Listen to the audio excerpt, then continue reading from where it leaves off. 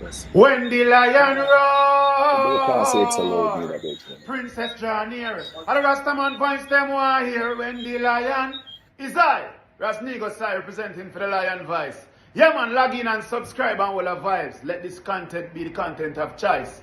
Lion voice. Arrgh. The fittest of the fittest shall survive. My people, open your eyes. Wake up. Blessed love, this is Queen Omega representing for all lions and lionesses. With the lion's voice, we come to tell our story. Ras Tafari, live it. Hey, the lion's voice. Ras Tafari. Yeah, man. Greetings, Ras Tafari, Hail Emperor the King Selassie the First, the Perfect Balance Empress Menin. This is FirstMan for Ras Tafari Indigenous Village, recognizing, accepting, promoting lion voice. Yes, the voice of Rastafari, speaking about Rastafari, educating Rastafari, preserving, protecting Rastafari. Give thanks. Aye. Amina, the time has come for the lioness to tell our own story. No surrender, no retreat, we are Jaja soldier. Rougher than the streets, tougher than a boulder.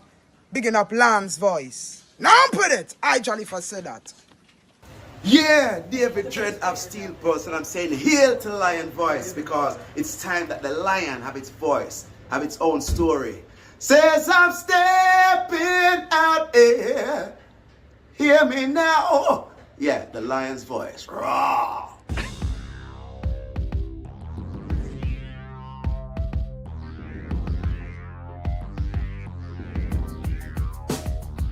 Well, lion voice, tell them that's the people first choice. Lion voice, make the lioness them feel nice. Lion voice, with the lion cubs we sacrifice. Lion voice, got to show the people them the life. Lion voice.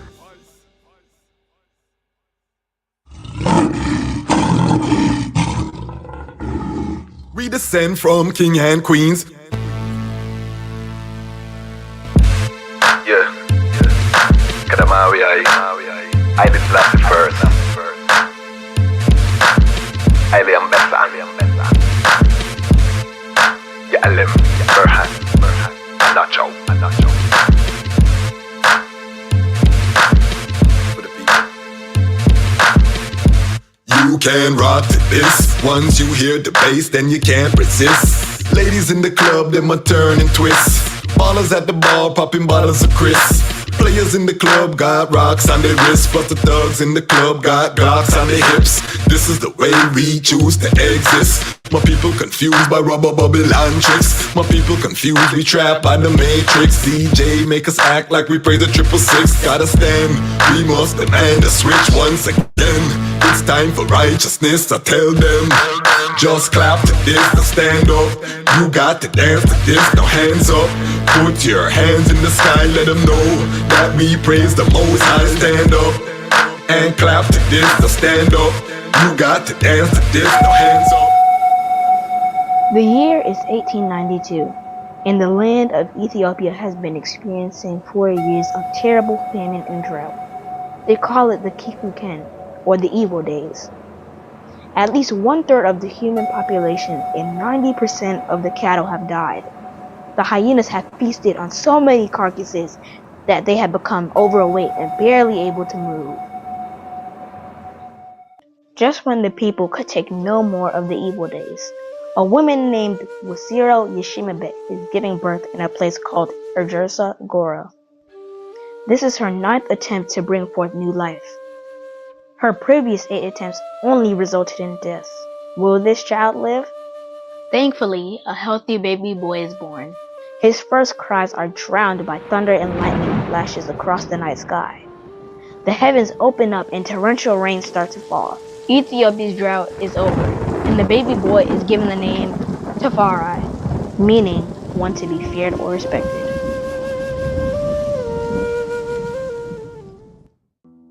Ras Tafari's father, Ras Makunin, is a very important man in 1892 Ethiopia.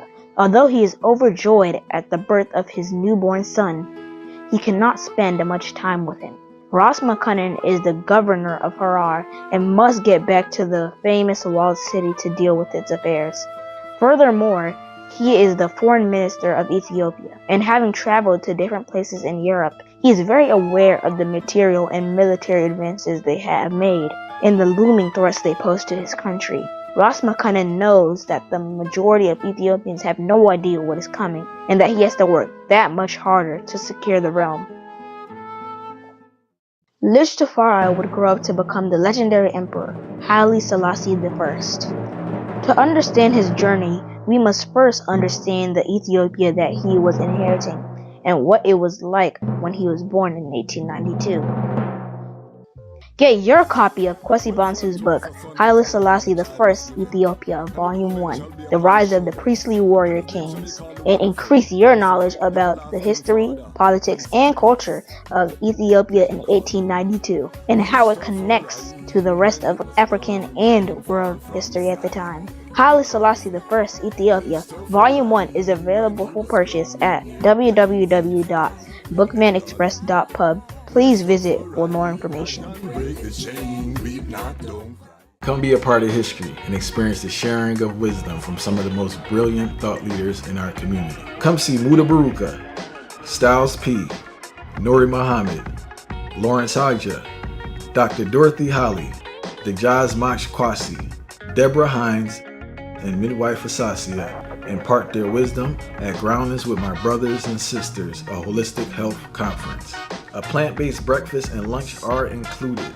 Looking forward to seeing you there.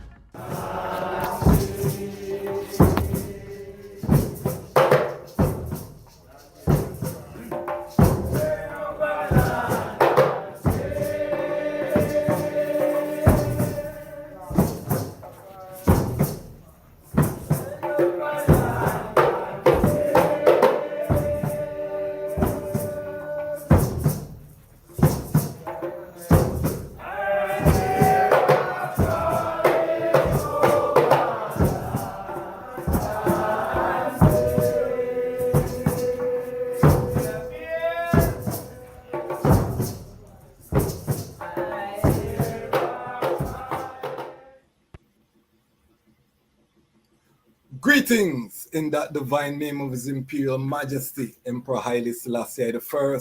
Glory and honor in the name of His chosen Queen, Empress Waziri Menen. My name is Kwesi Bansu, aka the Chazmach Kwasi, aka Ras Kwasi, aka the Reading Ras, aka the Pan-African Happy Man, a creative industry attorney. I'm an author, I'm an artist, I'm an actionist, and right now I am the host of Lion Talk Live. Welcome to the Lion Voice Network, and welcome to Lion Talk Live, where the lions are telling our own story. We have an extra special episode today. Today is I'm on Earth Strong. So I have to start by just giving thanks to all of the Earth Strong blessings I've been getting throughout the day, the phone calls, the texts, the messages on social media. I really give thanks. I'm humbled, because they're coming in from all over creation, and I really give the Majesty thanks for the blessings of the family. I feel the love, So before I go any further, let me just give thanks.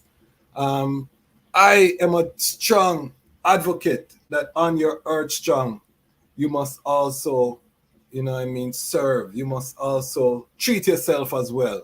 And tonight I'm treating myself. So this is not work for I don't want the I them feel like right now I at work. This is I'm on Earth Strong present to I myself, because it's been a long time I've wanted to connect these brethren. These brethren are all doing similar works. However, they've never been, the three of them, connected, And I superpower is the network. And one of the things that, I get joy, tremendous joy, is by just making connections that I know will have historical significance. Tonight, we're going to counter the narrative that Ras Tafari, them don't do nothing, them just smoke herb, them just listen reggae music. We are taking some of the brethren who, living up to that divine standard, in the physical form. We're going to discuss a term that I'm coining ital luxury, because all of these brethren provide spaces that you could define as ital luxury. There's nothing shabby we're going to talk about tonight. Tonight is not a shabby night. If you're a fan of Loosey Goosey, this is not the night. Just sign off tonight, because tonight is going to be, again, reasonings with brethren. I look up to all of these brethren, you know what I mean, because all of these brethren to I exemplify where we need to go with the levity, which is the transition to creating physical spaces. Not only creating physical spaces, but how do we maintain these spaces? Because it's like someone getting married, and then you're on the wedding, but you don't prepare for the marriage. You know what I mean? So we can't just think of Zion like Zion is a destination. Zion is a levity, and we know that. But how does that look when we're now owning the spaces, when we have to deal with staff, when we have to deal with payroll, when we have to deal with maintenance, when we have to deal with evolution of properties? This is the reasoning we're going to have tonight. This is high level Rastafari reasoning. If you have not shared with your brethren, call up your brethren. This is where the reasoning is happening tonight, in the levity. You know what I mean? So spread out the sound. We're gonna really go deep tonight. Before we bring forward our panelists, let me big up the Lion Pride. If you subscribe, you're part of the Lion Pride. You're asking, who is the Lion Pride? The Lion Pride are like-minded brethren and sisters from all corners of the earth. And right now, we're the fastest growing Rastafari platform on the planet. I say that, and someone can counter, and I can be wrong, but right now, I run with it. We are doing almost 1,000 new people in the Lion Pride every 7 days. Right now, over 7,714 in the Lion Pride last I checked. I was born in 1977. So when I say 7714, I know already Kadamari Haile Selassie, you know what I mean, trod within the whirlwind, and I just give thanks, because as long as I and I obedient, we get to see the miracle. We get to be a part of the miracle. You know what I mean? So I tell all brethren, just stay firm on your purpose, on your path, and the Majesty will bless the eye. These brethren I have tonight are examples of the blessing that I, Majesty, have and await for I, and that there are no barriers. So big up the Lion Pride, big up the Lion Pride on Patreon. I didn't get a chance to update the Patreon. We have 2 more that have joined. Big up Emmanuel. Big up next Imper, who joined in the Patreon as well. Gain me. Big up yourself. We are growing the Patreon, which is the economic engine, and that is so crucial, because as I said, to be independent and non-aligned media, we have to come straight to the audience. The crowdfunding, critical to keep this growing, expanding. This is not the extent of the vision. We want world-class Rastafari media. You know what I mean? And I have to build it, and I have to fund it, most importantly. We can't depend on Babylon to fund I things. So big up the global family, the Lion Pride on Patreon, who are investing in I having our own media platform. Where else are we going to have these type of reasoning as far as unapologetically reasoning on this level? Lion Voice Network is here. So big up Lion Pride on Patreon. Big up the Ubuntu Lion Pride. If you want to give a gift for my Earth Strong, become part of the Ubuntu Lion Pride. $50 US and above, you become part of the Ubuntu Lion Pride. And because some people can't do the subscription, we understand, but they can give contribution, and we want to honor those ones. So become part of the Ubuntu Lion Pride. We also have to big up the Watch and Peep Lion Pride. Who are the Watch and Peep? The watchers are the angels. Them, we have more watchers. They don't comment. They don't, say anything, but they're there watching, and we big them up. We give thanks because they are spreading the word. Everyone starts as a watcher, so big up every watcher. The peepers are those people who just come to see if the thing pop down or some controversy, or the Americans call them haters, Jamaica would have called them bad mind. Big up them too, because they are part of the ecosystem, just like you have fungus in an ecosystem breaking down things for recycle. You still need the peeping bridging them and sistering them. So big them up same way. But the whole ecosystem of the Lion Pride, I want to just big up the item, because that is what's keeping this platform viable, and that's what's going to make the difference in terms of Rastafari independent, non-aligned media. So big up all of the ones them in the space, and all of the ones who are here early watching. I see Chicago checking in. I see Fight Babylon are checking. Some of the regular ones are checking already. This is going to be one of those reasonings. Big up Ras Ledge, Ramia King Design. That's one of our sponsors, and CMOS Life. All right, so housekeeping out of the way. Let us get into the topic and introducing our guests for the evening. Producer, bring forward the lion, them, so we can introduce our FirstMan, Binghi Shawn, Honorable Priest Kailash. What a joy in a Zion right now tonight, where we get to see. I just want the item to, we start with the Honorable Priest Kailash. Just introduce yourself quickly, what the I do, and then we'll go to FirstMan, then Binghi Shawn, and then we're gonna jump straight into the reasoning. I have some video clips that I also want to preview, and then I want the item to just talk about what the ones are seeing, because I don't want people feel like we're talking about a zinc fence round there, so, and a man with a little pot. And these are world-class facilities. Each of these brethren have I rated and managed. So I want to just show the visual, and then we'll get into it. But Honorable Priest, just introduce thyself, please. Yes, Honorable, give thanks for the invite. Give thanks, Elder FirstMan, Binghi Shawn, blessed. Give thanks also to your producers. My name is Right Honorable Priest Kailash, K. Leons. I'm a Shanti priest, and a herbal physician by profession, which is basically a term that was created by I and myself, like not a herbalist. I say panelist, we're not a panelist, we are a panel most, with most. Never like the term herbalist, so being that we went through the conventional medical school system, we felt it necessary to combine the herbal medicine and the physician, the caregiver. So we actually trademarked the term herbal physician. And we also have a school called the Mon Kailash Herbal School of Esoteric Knowledge. Give me a little bit more volume, Honorable Priest.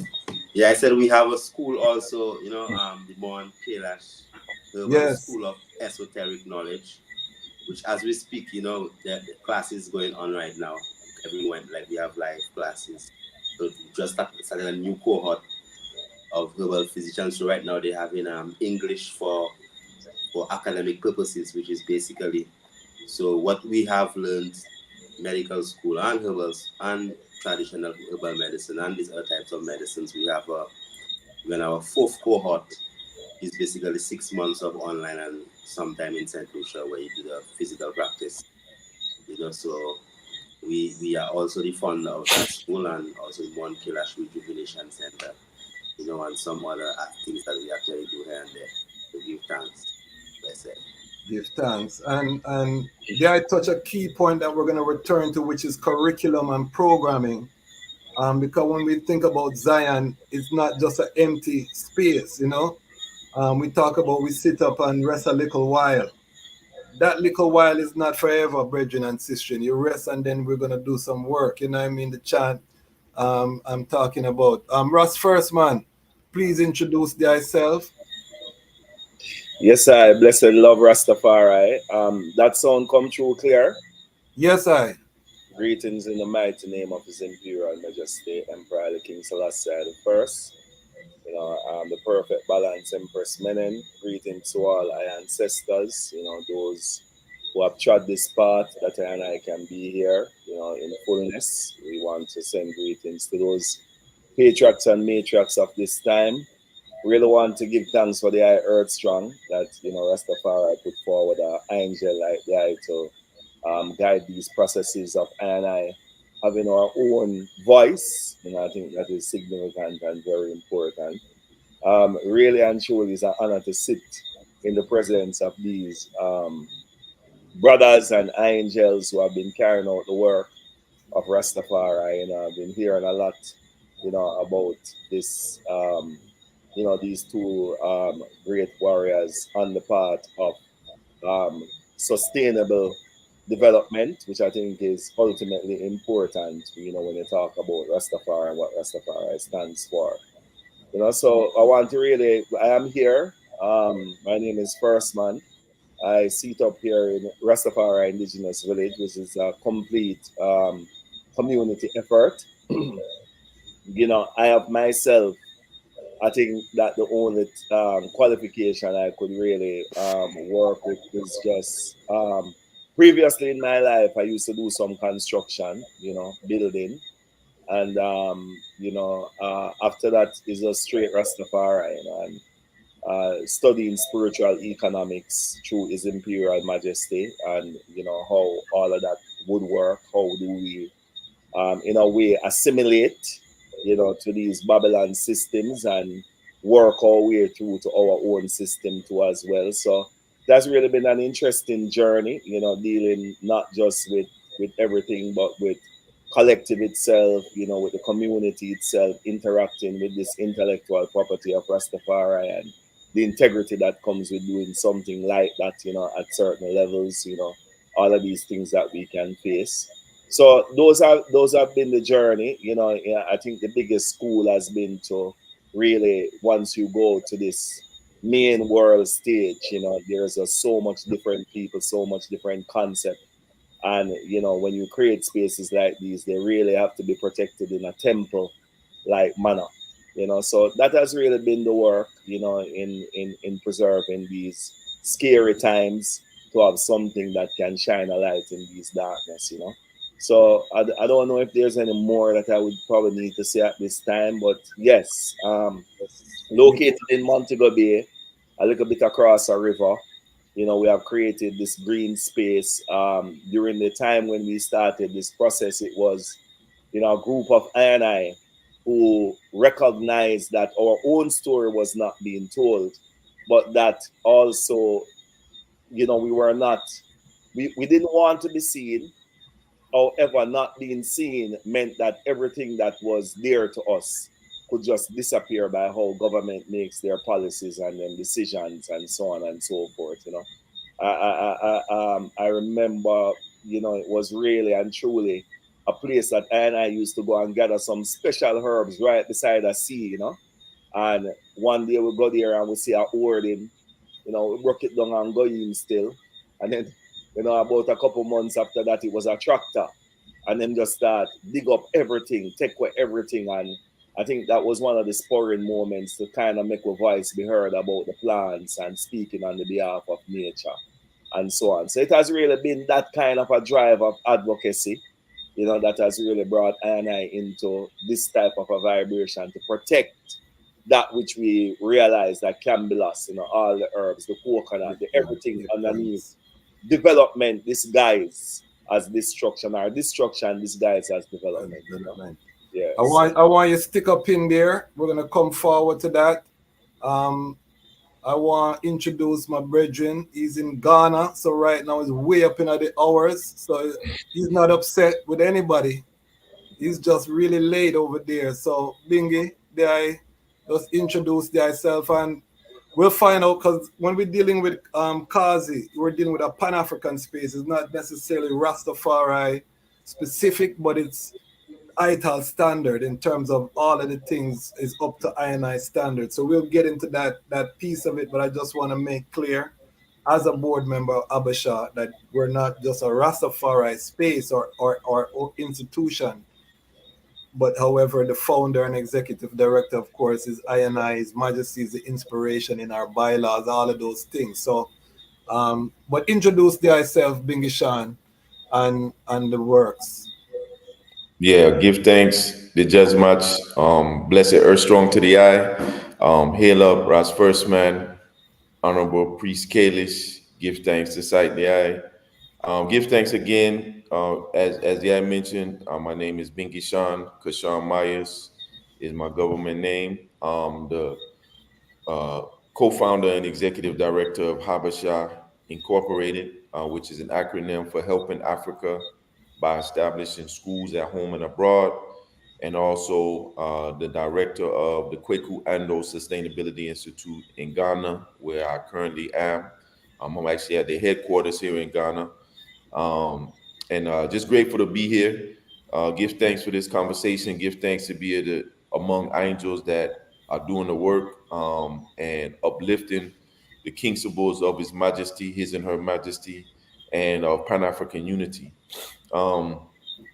I think it's important that we have these conversations so that we can learn, we can share, we can build on what it takes to, like I say, the building of Zion, the reality, because we see Zion as a place on earth. We see it as a reality, and so I'm grateful to have the opportunity to live out the vision that His Majesty, showed I over 25 years ago when I first met the Ayakwasi, and that we said it will be our time to create the reality that we want our generations to come forward. So, Habasha as an organization and Kazi as an institution is a manifestation of that reality. And as I said, it's a Pan-African space that's guided by the principles of His Majesty, that's guided by the principles of Kwame Nkrumah, Queen Nzinga, Yah Santua, all of those freedom fighters and warriors who've come before us to create spaces for I,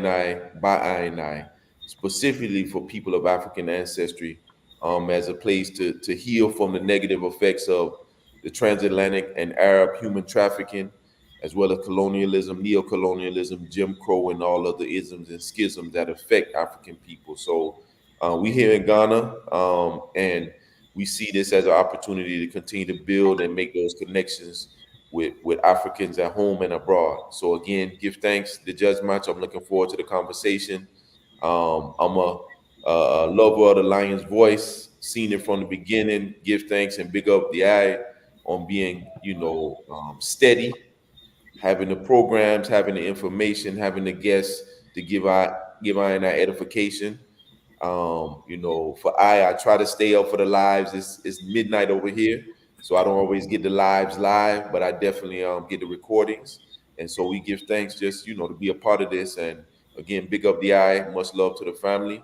And we're looking forward to delve into the reasoning. Yes. Fight Babylon, big up yourself. You say more life, Lion Pride on Patreon checking in. We have Shy B from Chicago. I'm checking in. John Rogers, love to see the channels grow. Yes, Lion Pride, give thanks. We got Aya Giff. Aya Giff was one of the brethren that was with I and I Binghi Shawn, Aya Giff, one of our classmates from my Jerusalem schoolroom. Mama I fear, blessing Mama I fear, blissful Rastafari eyes, I love it. So the family is checking in. I'm going to start with the Ras FirstMan. I don't know if you have a light source there. I know the eyes are mysterious, brethren. It's a village tone, it's a village tone, brethren. All right. We work with it. Sometimes we get like a brighter still, I hope. Yes, we work with it. All right, so I'm going to share a quick video. We're not going to play all of it, but this is Ras Tafari Indigenous Village. I'm going to play it with the sound off, so if the eye want to narrate what we're looking at, would I love that. Just set the tone, and I'm going to do that for each one of the spaces, just so ones can see what we're talking about. So let me just hold on one moment here. we're gonna no. All right. Ras Tafari Indigenous. All right. So FirstMan, can you see? Yes, I see it clear. Yeah, man. So just give us some narration. What we're looking at? Yes, I. So, yeah, welcome to the space. This was like the entrance to the space. This is a very, very, very old video, my brother. I send you another one not too long ago. Okay. Yeah, yes. but that is an event that we used to do called IRITS. Used to bring in people once a month, and that event was mainly to promote, healthy food, environmental consciousness, bringing creatives together. So we did that for about 2 years until where something named COVID come in. It's a place that promotes Pan-Africanism. So of course, Pan-African works. So of course, Marcus Garvey, is a big part of I Trinity.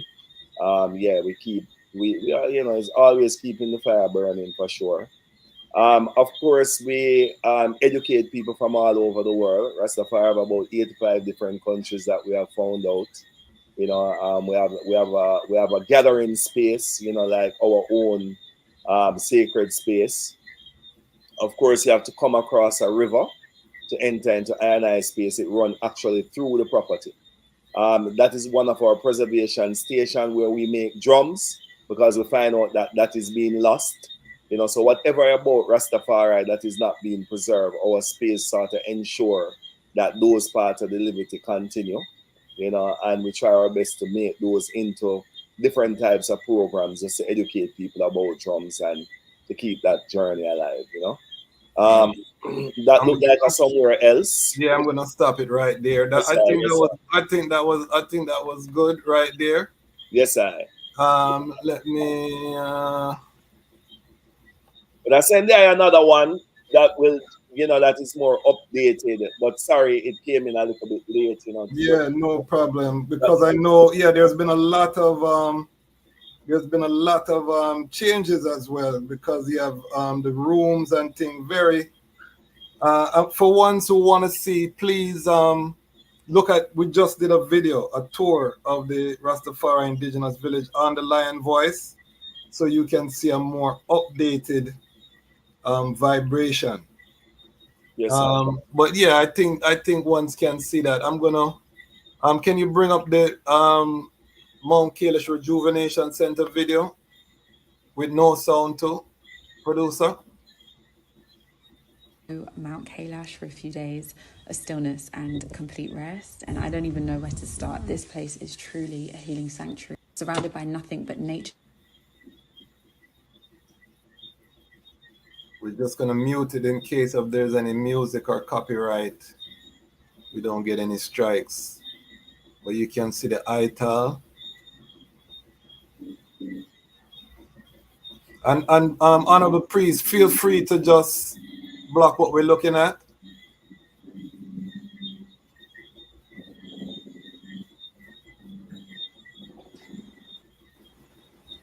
Yes, Honorable, give thanks. Well, this was more like just a client's experience that they just came and they just did something. So I don't think there was any copyright infringements. Okay. All right. So play it with the sound. Play it with the sound. Let's hear it with the sound. So on my last trip to St. Lucia, I decided to escape to Mount Kailash for a few days, a stillness and complete rest. And I don't even know where to start. This place is truly a healing sanctuary, surrounded by nothing but nature sounds, lush green fertile land, rivers and streams. This experience was everything I had anticipated. We were served some of the most delicious, nourishing vegan food I have ever had in my life. Each meal lovingly prepared, like you could taste the love in each bite, lovingly prepared for us by Empress Chanel using fresh ingredients from the farm. So we had everything from cocoa tea to breadfruit, which was cooked to perfection, warming soups, warming stews. Every day we were given herbal teas. I became super familiar with this herb. It's called Cassia alata. I am so grateful that I got to experience Mount Kailash. This is an experience that I will hold in my heart forever. Give thanks. All right. Let me. I should have the video that first I just sent so I'm gonna bring that up. First that I can narrate. Yes, so this is, as the space, and it offers, kind of the same vibration like Honorable Priest Kailash. We open to bring in, different shamans from around the world. We have different experiences that allow people to, you know, learn about their Africanness, their ancestry, connecting to themselves. We have a farm, and yeah, we prepare everything there. These are like retreat times when people just lock in for 5 days and totally immerse themselves into ital liberty, and into everything that is. So Yes. those are some of the cabins that we have. Those are some of the Ital luxury. I'm coining the term ital luxury. yes, and it's all Rastafari, and the teachings of I family. So yeah, very authentic experience in nature. Reconnecting people is one of our biggest thing. We find that the world is disconnected, and Rastafari seem to have that connecting arm, between what has been lost and how people can reconnect to that. You know. Give thanks, mighty, mighty, mighty. So we're looking at physical spaces. So I want everybody in the audience to just realize we're talking about touchable. We're not in the theoretical, mystical realm here. We're looking at physical spaces. Can you bring up one of the greatest examples of what we're talking about, which is the Kwaku Ando Sustainability Institute? Can you bring up Kazi Binghi Shawn? There I can. Yeah. So again, located in the Volta region, which is the eastern part of Ghana on the Togo-Ghana border, lies Afajato, Ghana's tallest mountain, and Tagbo, Ghana's second tallest waterfalls. Kazi sits at the foothills of Afajato and Tagbo, which is a space focused on sustainability from an indigenous African perspective. Um, Kazi is fully off the grid, 40,000 watts of power. We utilize bamboo in our construction. We make all our blocks to build our buildings.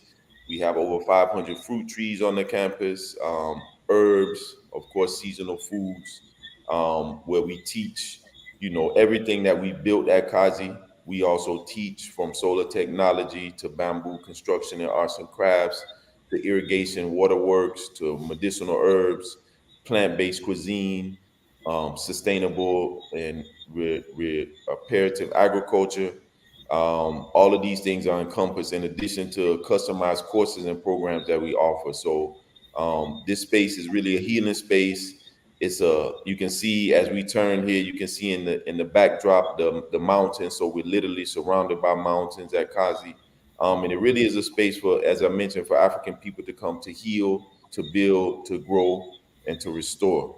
So we give thanks for the labor of love. We opened officially in 2022. We started building in 2019.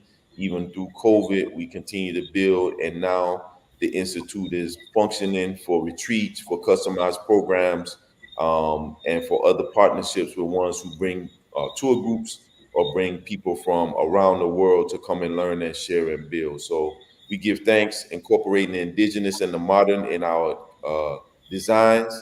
Everything on campus is what we call edible landscape. So everything, I want to big up Priest Kailash. That's the St. John's bush right there that the I speak of so much. We call it bloodleaf tea. But we now, since I heard Priest Kailash some months ago mention it as the St. John's bush, which is a tea that we have all the time for those who come.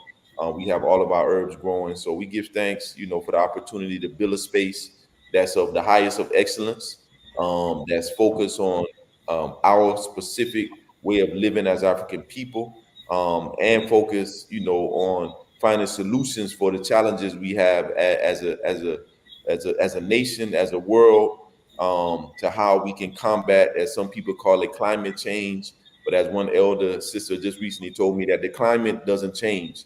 We affect the climate, so we change. The effects of our misuse of the earth doesn't cause the climate to change. It causes us to have negative effects on the earth. So we try to find solutions for that, and we try to share with our family worldwide how we can have spaces that can be replicated throughout the world for African people.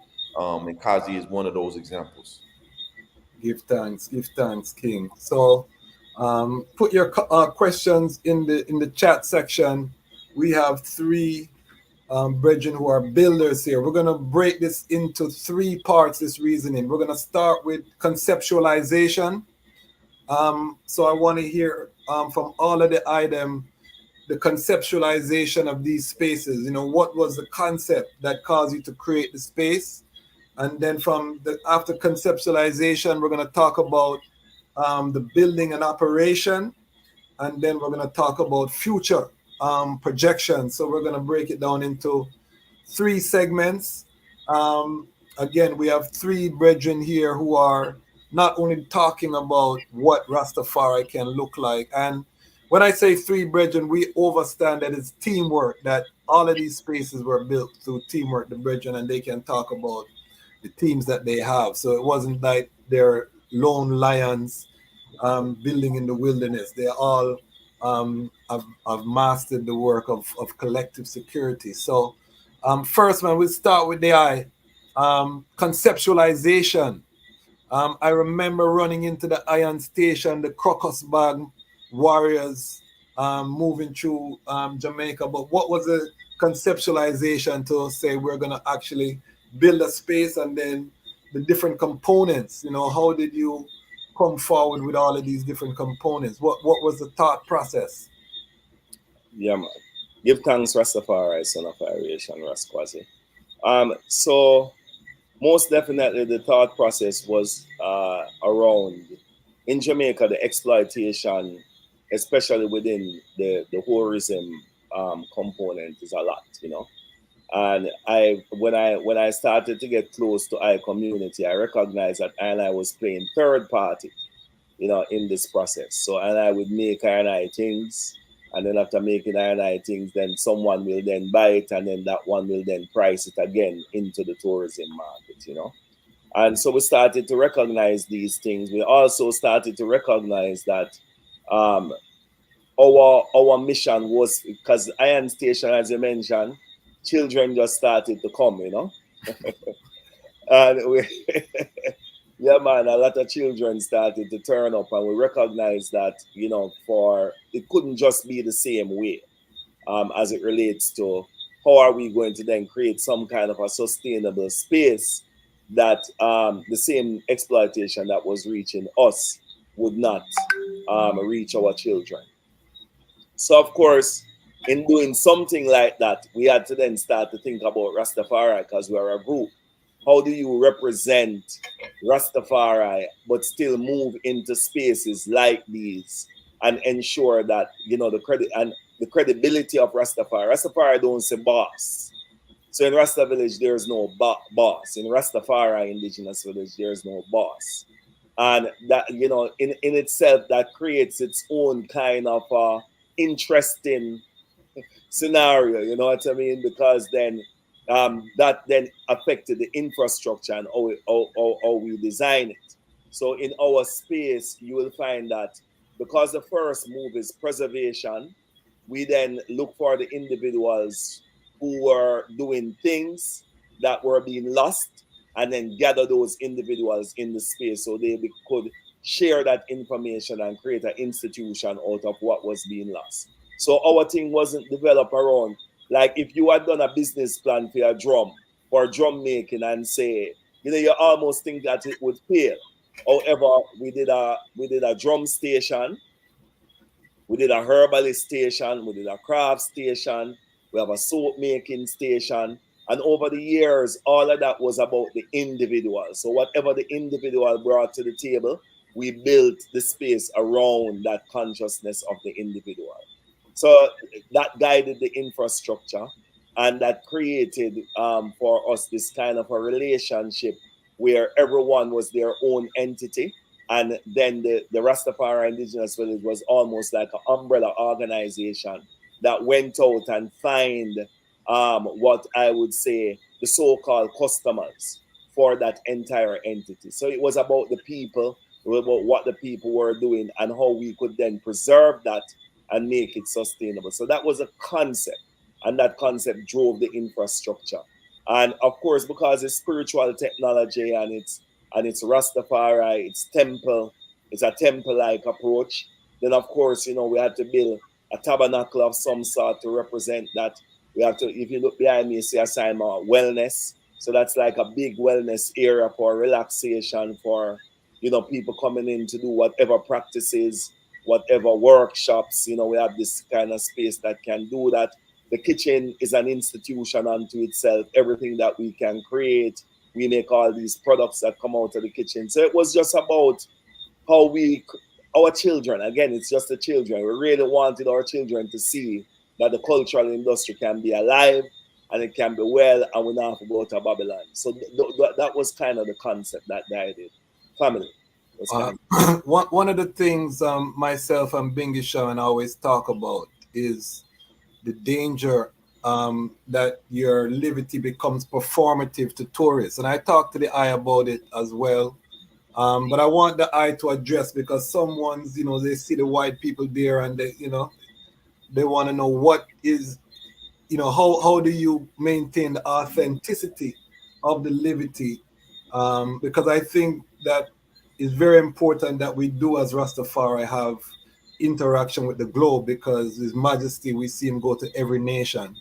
So that diplomacy is important. But how do you maintain the balance at the village so that it doesn't become a kind of performative type of thing, or you lose, it becomes a money play and not an authentic expression of the liberty? Yeah, so we had to be guided by Emperor King Selassie the first, first and foremost.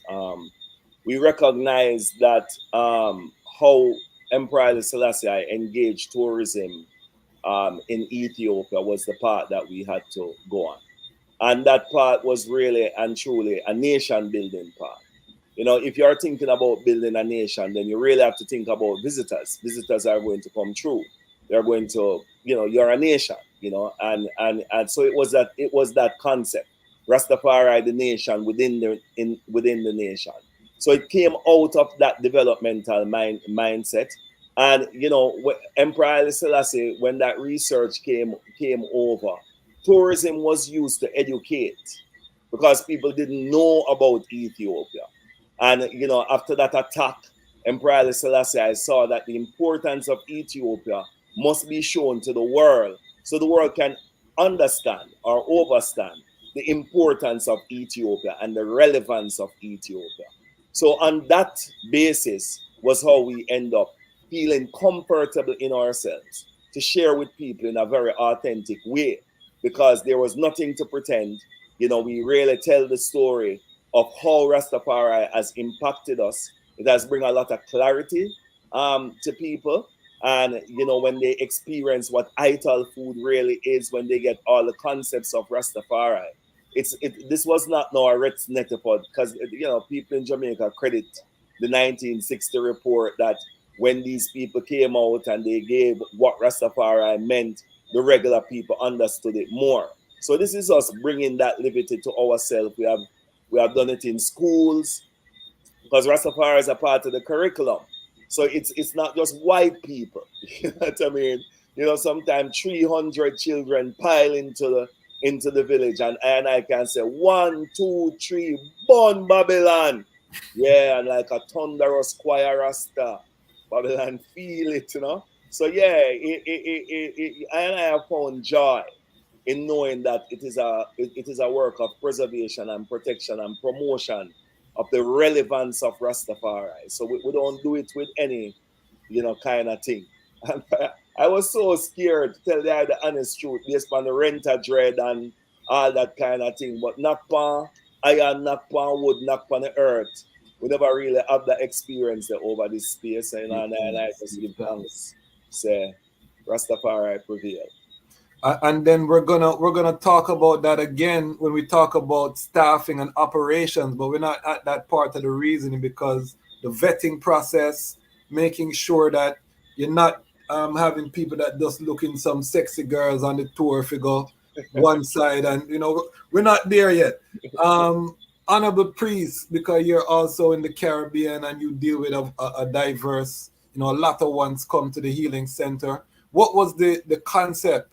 And if the eye can come closer to the camera because the thing is cutting off the eye face there. If the eye can come closer so we can see the eye face. Yes. See it there? Give thanks. But I was seeing my face like real big. I'm seeing like real big when I'm so close. And since the first man was so far, I just... Yeah, so give thanks definitely for life and a mighty life giver. Give thanks, for the moment again to sit down with the eye and the eye and the eye. Give thanks for the earth strong. Myself is the 9th of October. Yeah, so mine is coming.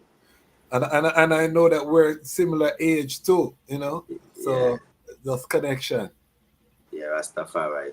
So, I spent after going to school and thing and graduating and doing them things, I opened up like a clinic, and after years of just sitting down, traveling and seeing clients and and sitting down in office and there was a day that came when I began to see people like money. So when you just sit down in office and seeing sick people, and you run it like an establishment, like an office, like you have a lawyer's office. So if you have 10 clients waiting at $200 per client, when you look, you'll say that is $2,000. So basically, same thing within medicine. So I walked in and I saw people and I saw them like money. So that gave me a level of a rude awakening to say, well, the same system that we're supposed to really be fighting is the system that we are really supporting. And one of our key tenets from conception was revolutionizing the healthcare system. So from that, I think that was like in 2012, around 2012, 2012, 2013, 2014, and 2015, is when we bought the land, and then we, after about 2 years time of having people clean the estate, we just move in. One of St. Lucia's millionaires, she said, Priest, I have lots of mentors and lots of people that I meet that I just listen to, elderly people. My whole life, I just listen to people. I love, lots of people guide me, So she said that she's a very strong woman, and she came up from selling by the roadside to own buildings in the city, and live in the richest area in St. Lucia, have houses that worth 10, 15 million, So she did good for herself, and she came to the mountain a day and she said, Priest, as long as you have windows and doors, right, and your roof covered, move in. So myself and my family, we move in from that time,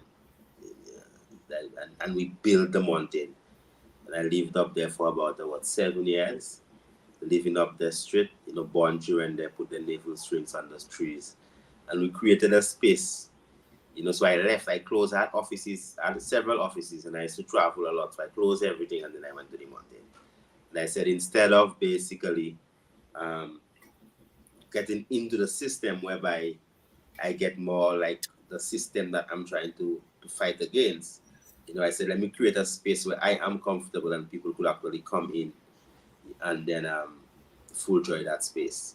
So when we say revolutionize the healthcare system, so we meant that if someone is sick, you're just going to provide a space where you have fresh flowing water, fresh air, fresh food, no chemicals, so since I am Rastafari, So whatever, so my whole practice, everything I've gone through, you know, I've just kept my integrity as a Rastafari, as a Bobo Shanti. I went to medical school. I never wrote an exam on a Sabbath, you know. Boy, principal university things, you know, you just write your exam, you know. But for me, I always felt that, you know, whatever that I was going through at that time in my life. So now, I could do anything. I could fly. I could do anything on the Sabbath, you know, because I never really forsook the Sabbath as a Bobo Shanti because of education. You know, people felt like, boy, you'll be able to write the exam and then they'll fail you. You know, so when I say put Jah first and everything will come after, you know, we put our principles first. You know, and even if we don't go and write the exam, they give us another date, we write the exam, you know, and we just go through the whole aspect of maintaining the principles of Rastafari. So automatically our healing facilities, you know, the medicines that we created and all of our processes had that integrity of our levity. Yet still, you know, our levity was not, you know, I would never go on TV and tell people Haile Selassie is God, and you never hear me do that things, right? But you would just see me live my levity, you know. So I know that every one of us have our own unique, peculiar, you know, responsibilities, and as His Imperial Majesty says, the uniqueness, that our differences is what really makes our strengths, you know. So I have learned to hold my corner, meaning that in the area that I have been blessed with and given that level of expertise, I would, you know, just do my part and focus on what I have to do. I remember when I met Binghi Shawn in Ghana, I told him, well, brethren, you know, I mean, it's like a failed cause, you know. I really stopped looking out for Rastafari. I look out for humanity. You know, and he said, well, priest, you know, they have some good Rastaman and them in the world, you know, and that doing the work, man. You go link it up. And, so for me, I came to this point whereby I realized that I would say to myself, well, the Rastaman and them, the Black Power people, they know it already. You know, so then there are so many people out there in the world that really just want the knowledge, want the experience, that have never actually experienced what we now as a people have taken for granted. So I fully embrace all peoples. Okay, the priest will join us shortly. He's right forward here. All right, continue. I don't know. Yeah, so as I was saying, that our whatever that we do is fully encompassing. You know, we embrace humanity. Yeah, so Mount Kailash Rejuvenation Center was built out of the principle of creating that sacred space whereby people could come into that space where they could have the maximum chance of getting healed. You know, so that's what it is, what people call a hospital. You know, so in 2006, there was no Ministry of Health and Wellness. Nowhere. It was Ministry of Health, you know. When we created the whole aspect of wellness, that was in Antigua after we graduated, we had WELL with the acronym We Love Life, and we went into St. Lucia 2005 when St. Lucia was known as #1 in the world for diabetes. And we made a national commitment to bring that down by 50% in a decade. You know, and within a decade, I mean, St. Lucia is not in the top 30s after 20 years of doing that particular work that we have been doing. So basically, you know, the work spans the time, and the mountain is like just like a prototype, you know. So we don't really see the different works as competing. We really see the different works as extensions of, you know, of what really needs to be done as a people for us to really get to the space that we actually need to get. And that's really why I wanted to bring the three of the item together, because connectivity, we don't have to reinvent the wheel. You know, all of the spaces serve different purposes, but at the same time, they have the same purpose. You know what I mean? So there's overlap within all of these spaces. Is Mount Kailash Rejuvenation Center, is it open to, can anybody just book? Is there a vetting for people that come to the space? Well, I mean, our ultimate objective in revolutionizing the healthcare system is basically to create a space whereby people can come for healing where money is not. So having a free well healthcare system then, right? But yet still within a business model, when a man that have to pay, he pays. You know, so if we have like 10 clients, probably 4 of them would be full paying clients. And then yet still we provide that service for people who really cannot afford. Okay. So it's not like as if we have, I say we embrace humanity. So there's a fair thing where you vet people and don't do that. So it's just that, okay, you want to come, and especially for Ras Tafari elders, right? So many Ras Tafari elders coming. We don't charge Ras Tafari elders or even people, cultural icons, people that you might say, boy, it's gonna have a lot of money. You know, that might have, I'm talking about big famous people, you know, who might come to us, and because of their contribution to the movement, it's free of charge. You know, so what we do is that we have it's like a normal hotel kind of booking. You go in, you book your days, how many days, or special people contact us directly, and then we actually go through the process with them to actually get into the space. Give thanks. And I'm gonna swing to the Binghi Shawn. We did a different type of model in terms of Kazi because it's an institute. It has ecotourism aspects, but we really are choosing to focus on people of African descent in terms of the healing, because we're looking at this as there's, you know, after the transatlantic slave trade and colonialism, there was no program of mass therapy or any services. And then even the return to the continent, we recognize it's not just a physical return. There's aspects of the reintegration that we have to deal with. So Binghi Shawn, just give us the fullness on the conceptualization of the Kwaku Ando Sustainability Institute. Yeah, well, you know, as I mentioned, really, I created the space because we wanted to have a bridge for Africa and her people. And Kazi is one of those bridges. You know, many of us, for the longest, you know, since our ancestors were kidnapped and forcibly taken, you know, to the Western Hemisphere, we have yearned and longed to reconnect with who we are.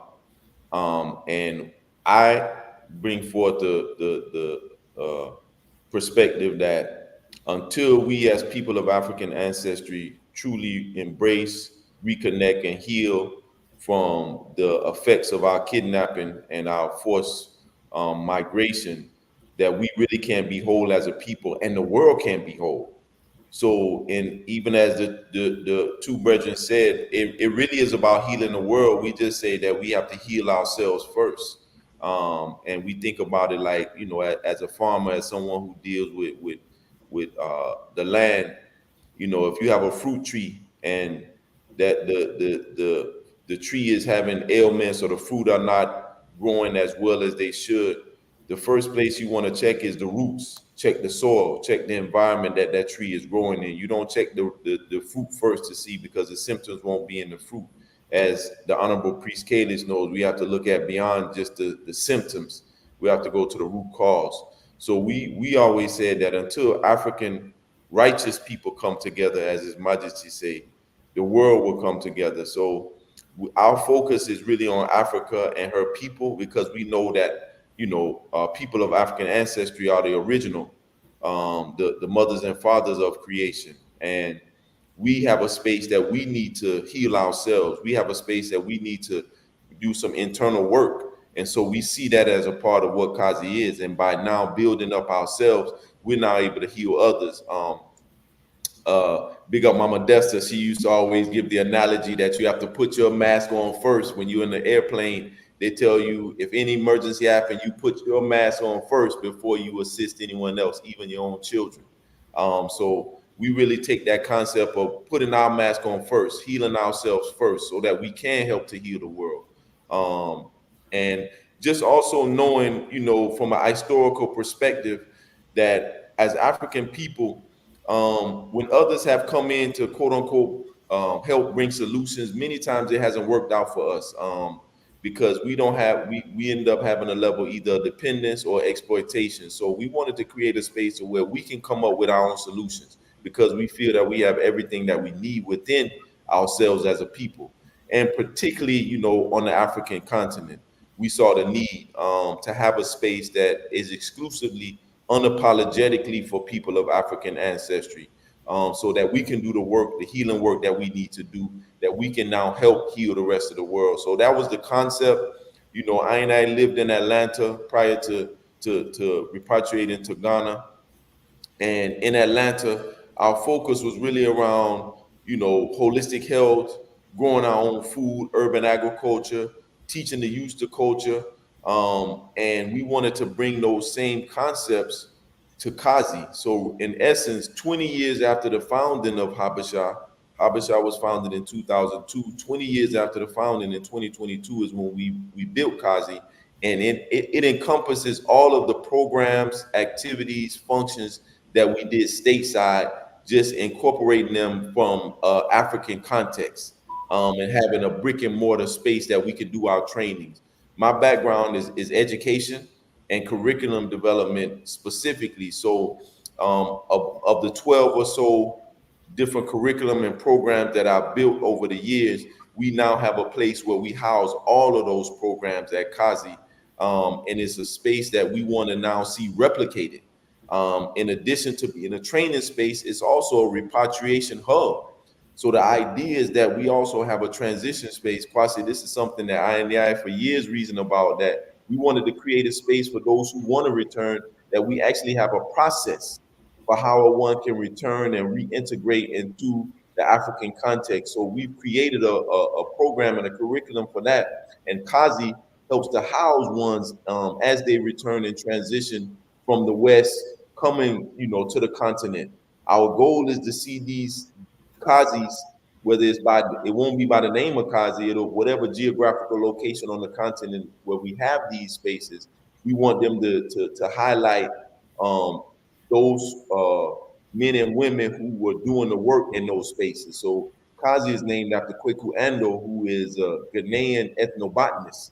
But we see the elements that Kazi has from, off the grid solar, growing our own food, building our own houses, creating our own spaces where we can heal ourselves. Those elements can be implemented everywhere and replicated. So our goal is really to create what we call a proof of concept that now we can utilize, and we can have these hubs all over the continent. So then as repatriation continues to grow, we have spaces where we can, ones can dispatch, if you will, throughout the continent, because His Majesty sent a request to I in the 50s to Black people in the West to return to Ethiopia.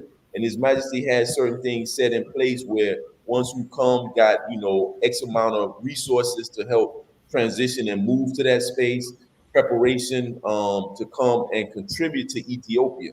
So we're using that model that His Majesty set when he gave Shashamani, and also he looked to bring in the professionals, Black professionals from America and from the West, to come and help to rebuild Ethiopia after the war. So we are seeing this, and that same model that His Majesty has set, we want to see that implemented throughout the continent.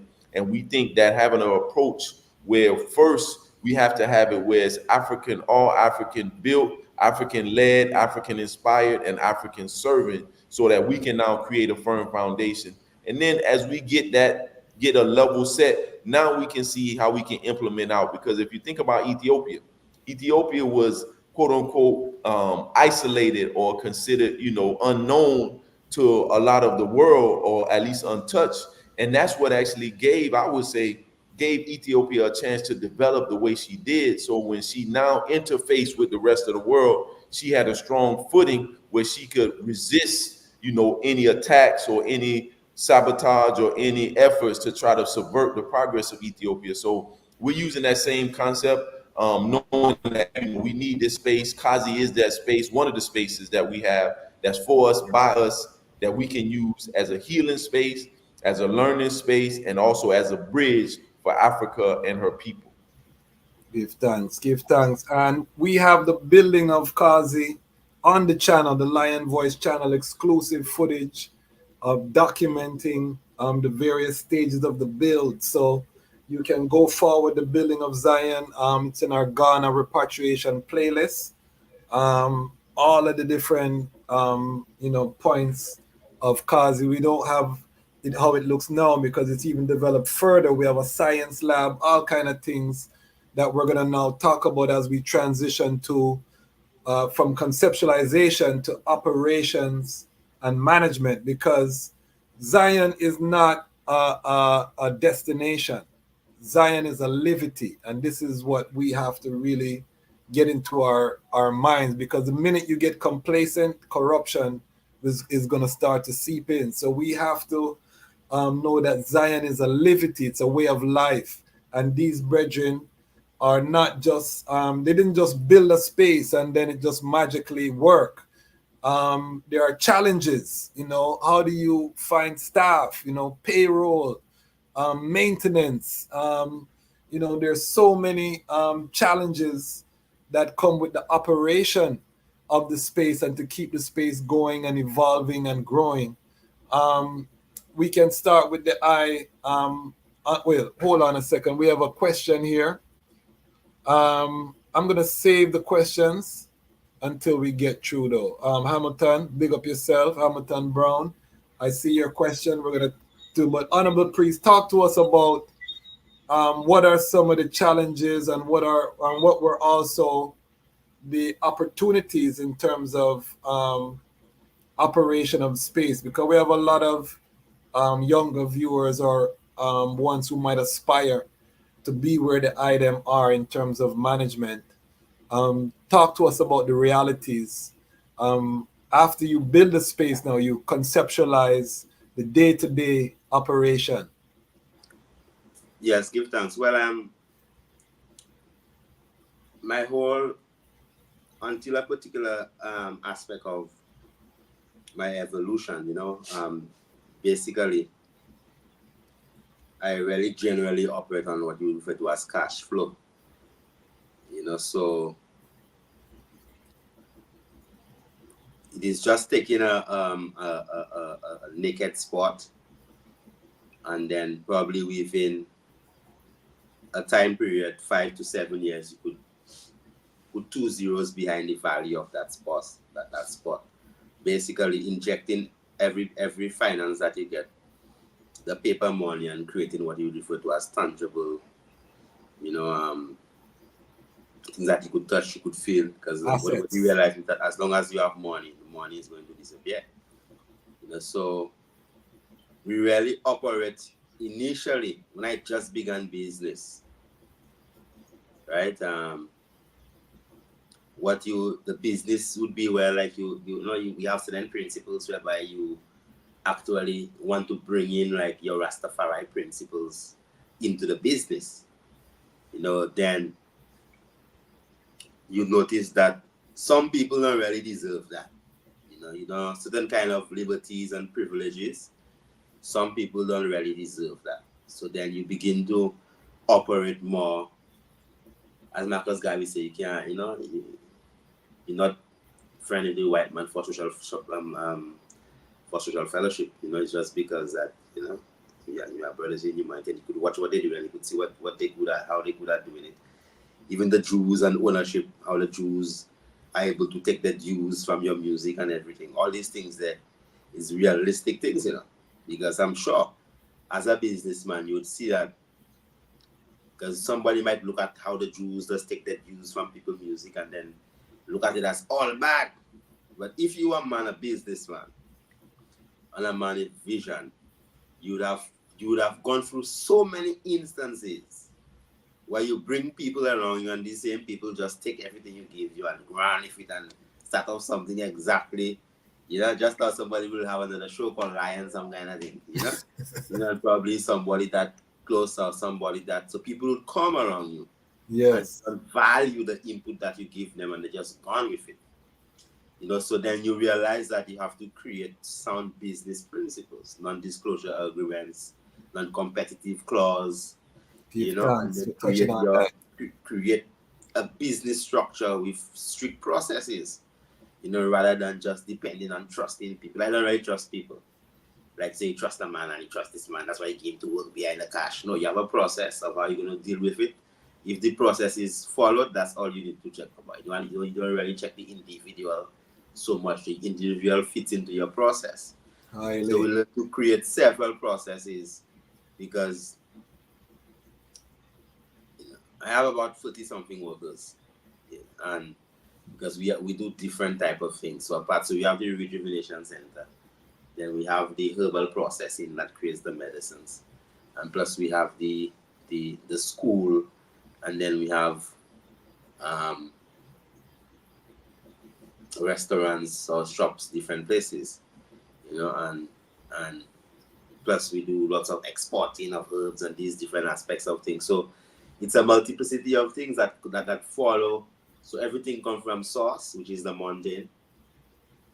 So the mountain is the source of everything. And then you just follow strict business principles. So it's not like as if something, so you have accountants, you have lawyers, you check on your taxes, you check on your national health benefits that you have to give to your staff. And as Rastafari, as a black man, it's very difficult as a Rastafari to get people to want to work for you. Nobody want to work for a Rastaman like that. Rastaman, so they'll go and take half of the salary from somebody else instead of working for a Rastaman. So the minimum wage in St. Lucia was 5-something, and our minimum wage was almost $9. Right? So we used to pay people $70 a day when the Indians and the Syrians used to pay them $40 a day. And then people used to run to the Indian store and run to the. So then when we really began to focus on it, is that as a business, you understand there is cost to a business. So if I'm going to price something, I'm going to price that thing based upon what I put into it. So if I'm not using pipe water to make my juice, and I'm not using sugar to sweeten the juice, and I'm using clay or ceramic or whatever, the type of material I input into what I'm preparing is of a particular standard. So what we realize is that the people that supported us, it was not the man with the locks. The man with the locks, they were they're cooking food for rich people alone, and they're cooking food for poor people. But then you are just operating. Why does a Rastaman have to see himself as if you have to be eating poor people, or your food have to think, or you must always have a fry something and this and that, and don't look at yourself at a particular level? So you find that the people within our own community, which is our own people, is not the people who actually sustains the business. So the business is sustained by more than ever everybody else than the Rastaman. Wow. Right? So I never really built a business module whereby I would deliberately look for a Rastaman to employ. Yes. So I empower people. Right? And if the business goes successful, then you are able to take care of Rastaman. So if they have an elder there, I could put 2 windows in his house.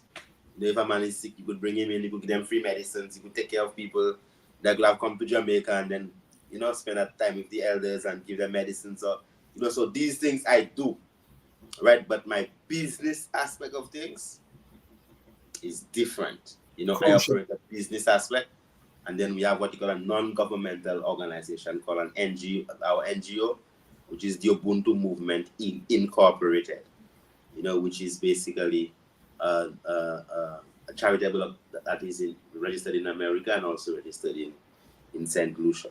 So we do a lot of interruption in violence and after-school programs and, all different types of things. The government, as a Bobo Shanti, we got into trouble with the other Bobo Shantis because I just always see myself as a nation, as a man that is a nation. So they call me, some people as Bobo Shanti would say, boy, you're a politician. When I'm a man, I never voted. I never vote. I always see myself as King Emmanuel Charles Edward teaches as a government within a government. So I would see myself as partnering with the Prime Minister's office. So we introduced the first wellness fair, which is now Caribbean Wellness Day. Right, that was probably in 2006. And we partnered with the Prime Minister's office. So if you had a budget of $240,000, the Prime Minister's office gave us $20,000. Right?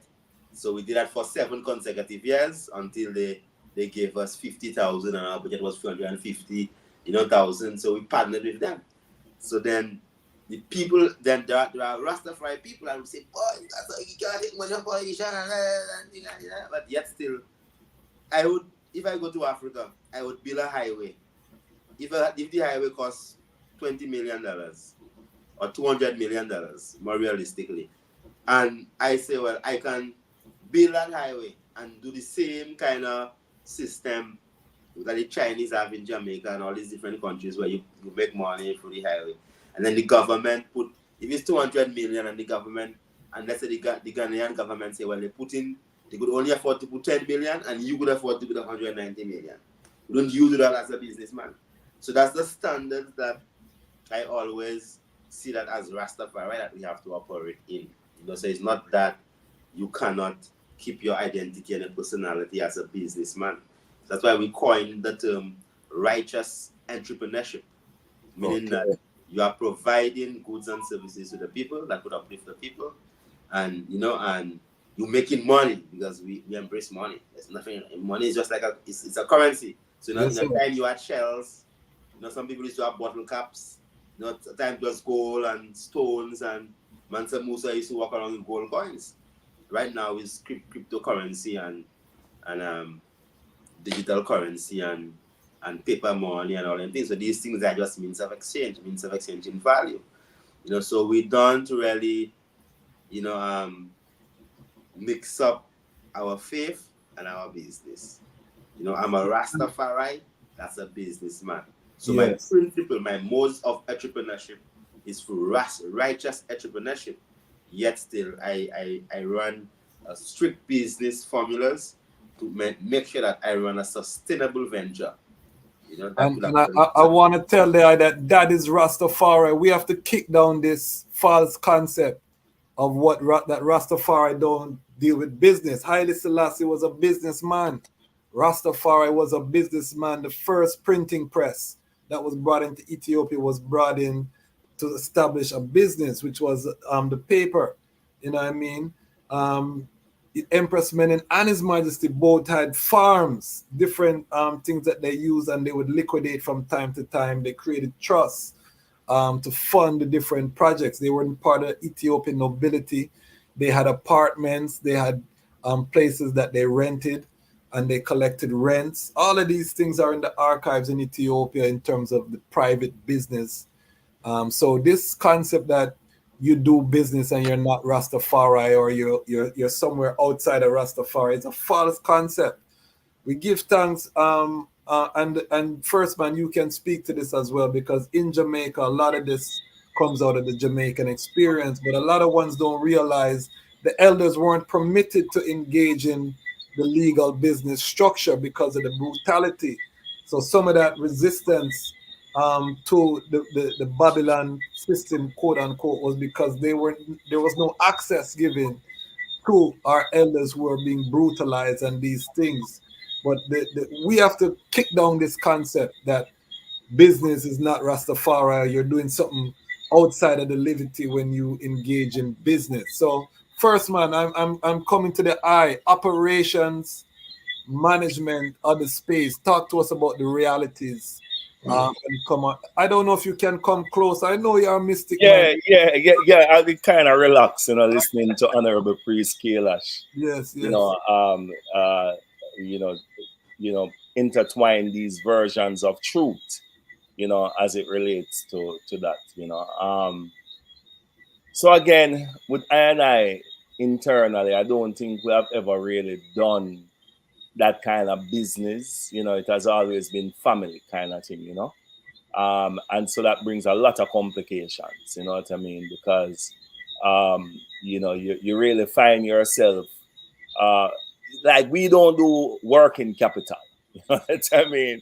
Working capital is not really a thing, you know what I mean? At the beginning, that never really existed. And so as a result, it's really what came in, as the brethren speak about cash flow. It's really just what came in, a sort of balance. And the biggest business that we operated was the business of our relationship. Like how do we really relate to each other, and how do we ensure that we move from one day to a next. And then of course within a business, because it is still a limited liability registered company, it still have all these obligations, to the whole government system while you're doing that. And so, you require some kind of skillful accountant, because you still have to commit to something. You still have to commit to, these government obligations, the Caesar obligation of filing. Many times I've been, millions of dollars behind in taxes too as well.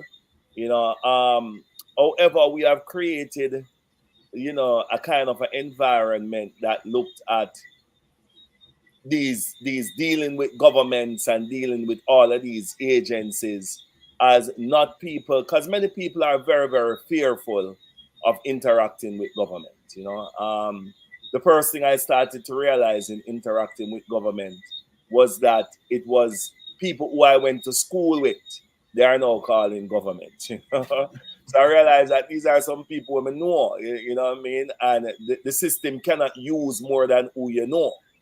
And, as a result, you start to understand a little bit more of how it functions, and start to have these insights on how you literally can, get your own money, your own taxpayers' money, your own money that are there for different kind of developments and so on. So we kind of skillfully navigated those spaces, got grants, and really kept the process moving. And always completely bringing that forward into the government spaces of almost like a pilot project of people who are trying to save ourselves, the planet, and everything that was faced with extinction within a cultural and traditional framework. So all of that was our lobby, as we continued to maintain the relationship, just knowing that one day, as long as you keep to anything, it will do some kind of a blooming. Of course, those things create very gray areas, in terms of, you will have people who all they put in is sweat equity, and then you have some people that put in cash, and then when you start to put the value between sweat equity and cash, because sweat equity never really pay the light bill nor the water rate, you know what I mean? Yeah. So then you sort of start to find those skillful navigations that you have to put yourself on in terms of kind of even the internal relationship, what you consider to be shares and ownership and so on. And then I think when we started our process, when I started our process, I don't think there was anyone really sort of doing anything, out there. So when it came out in the paper, Rasta Village for Montego Bay, and it was featured almost like a tourist vibes. Fire burn from every corner of the earth, I can tell the hyper. I feel a couple of the scotches them, and if it wasn't for His Majesty and to be able to stand in that kind of firmness, it would have been very difficult. However, right up until this day, what has remained in those scars is to be able to get Rastafari people to literally be, a part of a working approach, even though people do not come to our space to recognize how we navigate ourselves in terms of giving people their right to be like in our space. If you come here and you don't have anything that you are specialized in, we just give you some cocoa, and you start beat the cocoa, and we package that and put it in a something, and that's your business. If you come here and have nothing else to do, we just get some big bucket and just start drain noni, and you have a noni business. You know what I mean? So there's so much that we could do with even a person who don't have much skill, but have the willingness and so on to do what is necessary. But then the lines keep getting dark and dark, and you don't know where things start or where things stop in that sweat equity kind of approach, you know. So we have to continue with what we are doing right now. We have created a lot of assets, you know, intangible assets, tangible, mainly intangible assets, you know, like different packages that can be replicated and so on. Like I listening to Binghi Shawn, and I know I'm bringing a retreat to Ghana, like no doubt, on our way. Look out, right? And you know, as a result of that, is like, so we can move globally with these packages. Like we create an event and then take that event from here to Wales. You know what I mean? Just by the fact that in the business, what we created is standard operating procedure for everything. How we make drum, how we make soap, how we make all of the products that we have, how we do an event, how we do a tour. Everything is packaged, you know, and it happened the same time in our own heretical way, but over and over again, you know. So we are not a time sensitive set of people. However, when you get into the tourism business, you know, it have this kind of time sensitive approach to it, you know, where something starts at 10 and it is governed by what you call reviews. So I would have to now fit ourselves within this kind of framework, which help us a lot, you know. You know, because this is one of the things too. When people think about grants and these kind of things, they always say to themselves that, you know, Babylon, you have to account for everything and you have to this. But we learn proper accounting through engaging in these processes, you know, zeroing the budget for the grant, letting the people them come and say, all right, they give us this certain amount of money. It was properly used. And that build credibility that whenever your name turn up for more grant, you're there, you know. So it is important to carry out these functions with integrity. You know, you can't just take the money and do what you feel a mind to do with it. You know, the first time we get, I think it was like about 200,000 US. My car now reverse. And we have to just make a joke out of it and say, forward ever, backward never. You know what I mean? Like, just keeping the vibration high and everything. But you can't now get the money and then decide to you'll buy a car. You know? While everyone they know, and them a see Rasta Village are gone, and them a say, yeah, how much million? And yeah, but we still there market barefoot. Because the money never come to buy our shoes. They come to build the building them and put the infrastructure in place, you know? Yeah. So there are these type of disciplines that ones really have to have when them engage in these processes, you know, and really instead of saying, you know, so much reporting, so much this, you could become advocate for these reports, you know, because then once you transfer over into your own business, then you have a structure to follow, something that you really had to do, and you realize how important it is for you to be able to, you know, even just find out what is it that people buy more than what they don't buy. You know what I mean? So when you have these type of structures in place, you know, you can judge what you're doing, and you know. But I think the most important thing is consistency, the creation of a replicable system. Yes. You know, putting standard operating procedures in place, so when someone else come in, they can look, listen, and learn.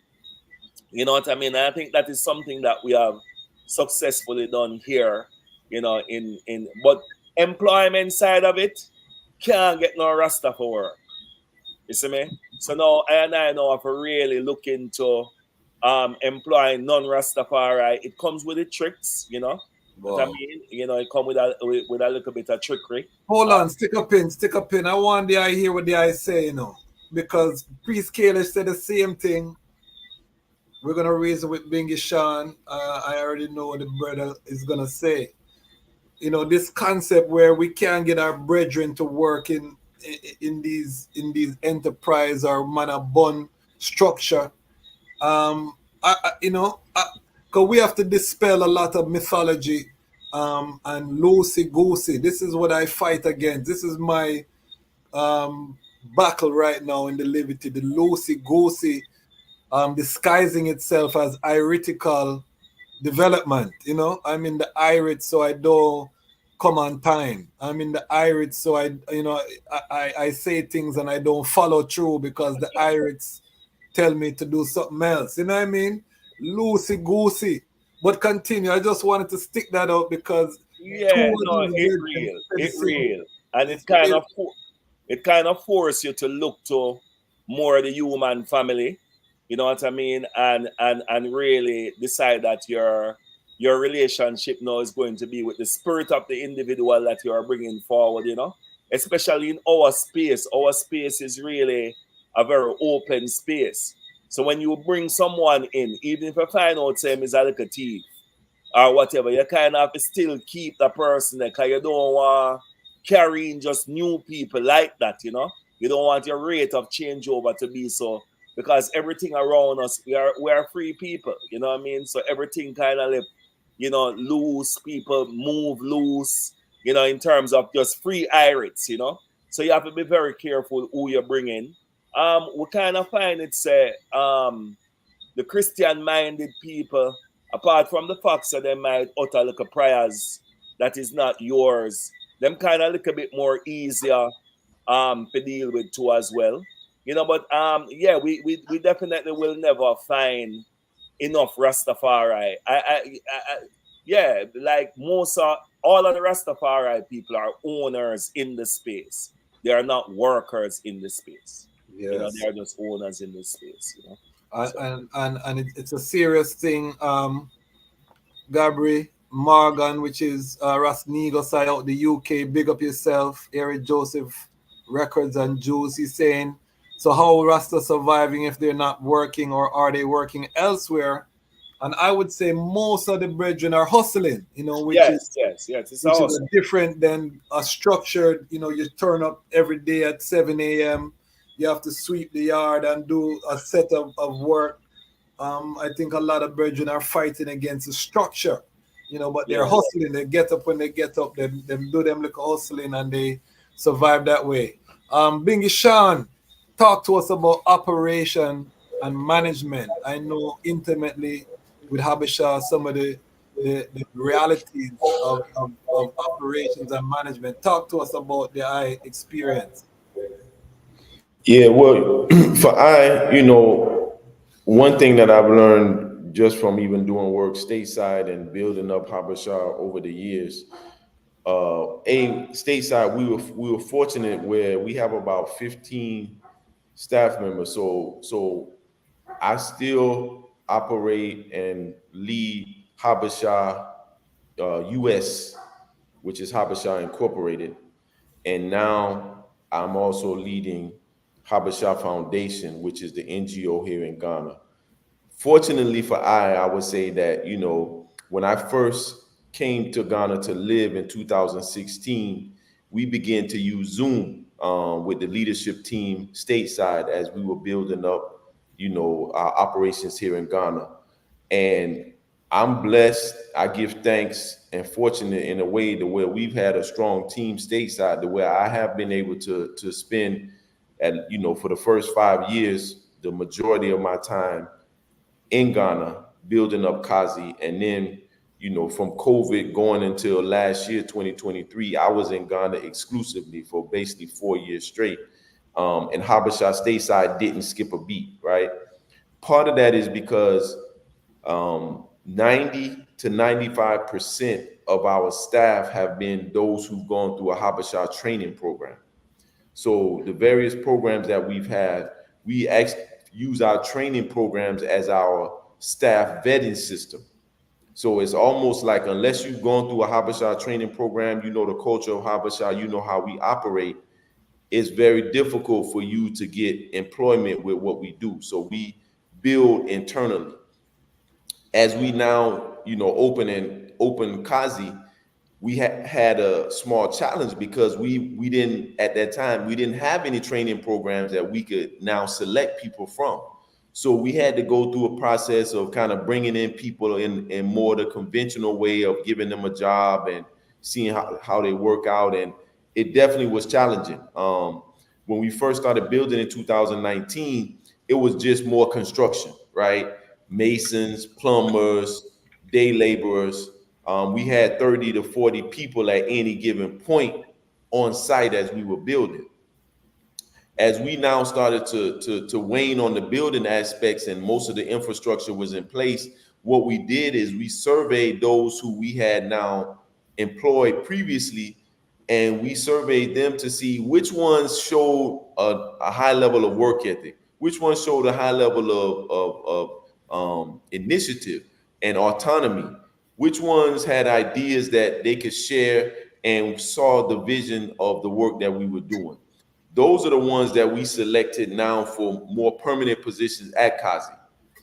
Currently, we have a staff of 10 at Kazi, and we're actually building that up now. But we've had turnover. We've had turnover with, our mostly with our temporary staff. The permanent staff has been pretty steady.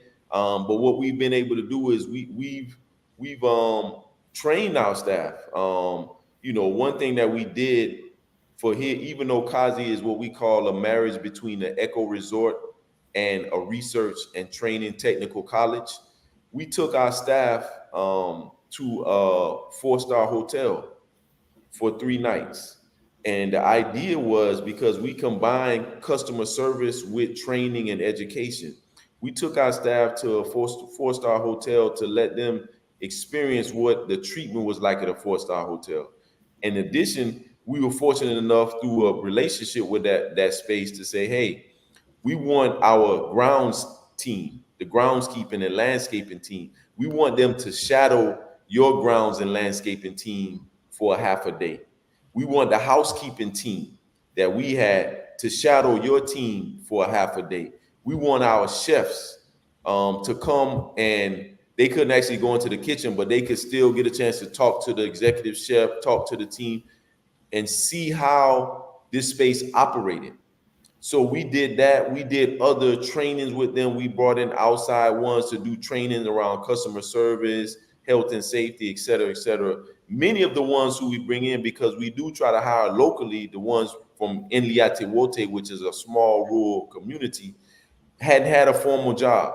Most of them are farmers, right? So we had to implement protocol and processes. And it's still an ongoing piece. But we're big, Ras FirstMan mentioned, SOPs, standard operating procedures. We're big on that. We emphasize that. We go over our mission, our vision. Every time we meet, we have staff meetings. So we're continuously building up and pouring into our staff, and we've seen the benefits of that. We've seen the vision and how it's grown, and the ownership that the staff have taken. What we've done now is we've created a space where any new staff members, now we have formal training programs that we have similar to what we do stateside. So for instance, we just launched the Sankofa Black and Green Fellowship. There's a 2-part to this fellowship. One, we have a field fellow and we have an administrative fellow. The field fellow is being trained on how to run the operations of the farm. Any of our production, we now solicit it from youth. So we literally put an application out, put a call out, soliciting for this fellowship, which is a 1-year training. And so the idea is that this training now, you go through a training. It's not a job. Someone might call it a job, but really it's a training. And based on after that 1 year, if now you have met the criteria, you consider for permanent employment as a part of the leadership team. So we have a field fellow, we have an administrative fellow who supports the administrative side of it. That's one. So that's now becomes the pipeline of how we bring new staff members in. We also have just started the Kazi Chef and Training Apprenticeship. So currently we have 2 young sisters who started actually about 2 weeks ago. And what they're doing is they're learning plant-based cuisine from one of the top chefs in the world, AKA my queen, Mama Siobhan, of over 25 years. Yes. So they're learning from her. And she don't play when it comes to cleanliness, when it comes to presentation. She don't play about how she deal with food, right? So we give thanks. She grew up in Buxton, Guyana, in the bush, and and she has that rutical side, but she also has been able to travel the world. We actually were in Bali in July, and she participated in a plant-based cuisine course at this resort that we were at for our 25th anniversary. So now we have two young sisters, Ghanaian sisters, who are learning about plant-based cuisine. They're learning about how to be top chefs from a top chef. So these young sisters now have an opportunity. Once they finish with their training, they can now be chefs at Kazi. So they're in the process of training. So what we realize is that the best way to get competent people is to train them up. And we no longer give out quote unquote jobs. Everyone who comes to Kazi to work, if you want to work, you're coming for a training. You're an apprentice. They have to read books. They have online courses. They have professional development that they have to do. So we formalize this process and we invest in these ones so that they now will see the importance of how we operate. Because, you know, as we all said, many times ones look at I&I, they see us with the locks. You know, they see us that we don't have a suit and tie on. We using t-shirts or we got our African garment. So they may think that our level of our standard is less. But I tell ones, we operate on what we call African excellence. We have what we call the Habesha way.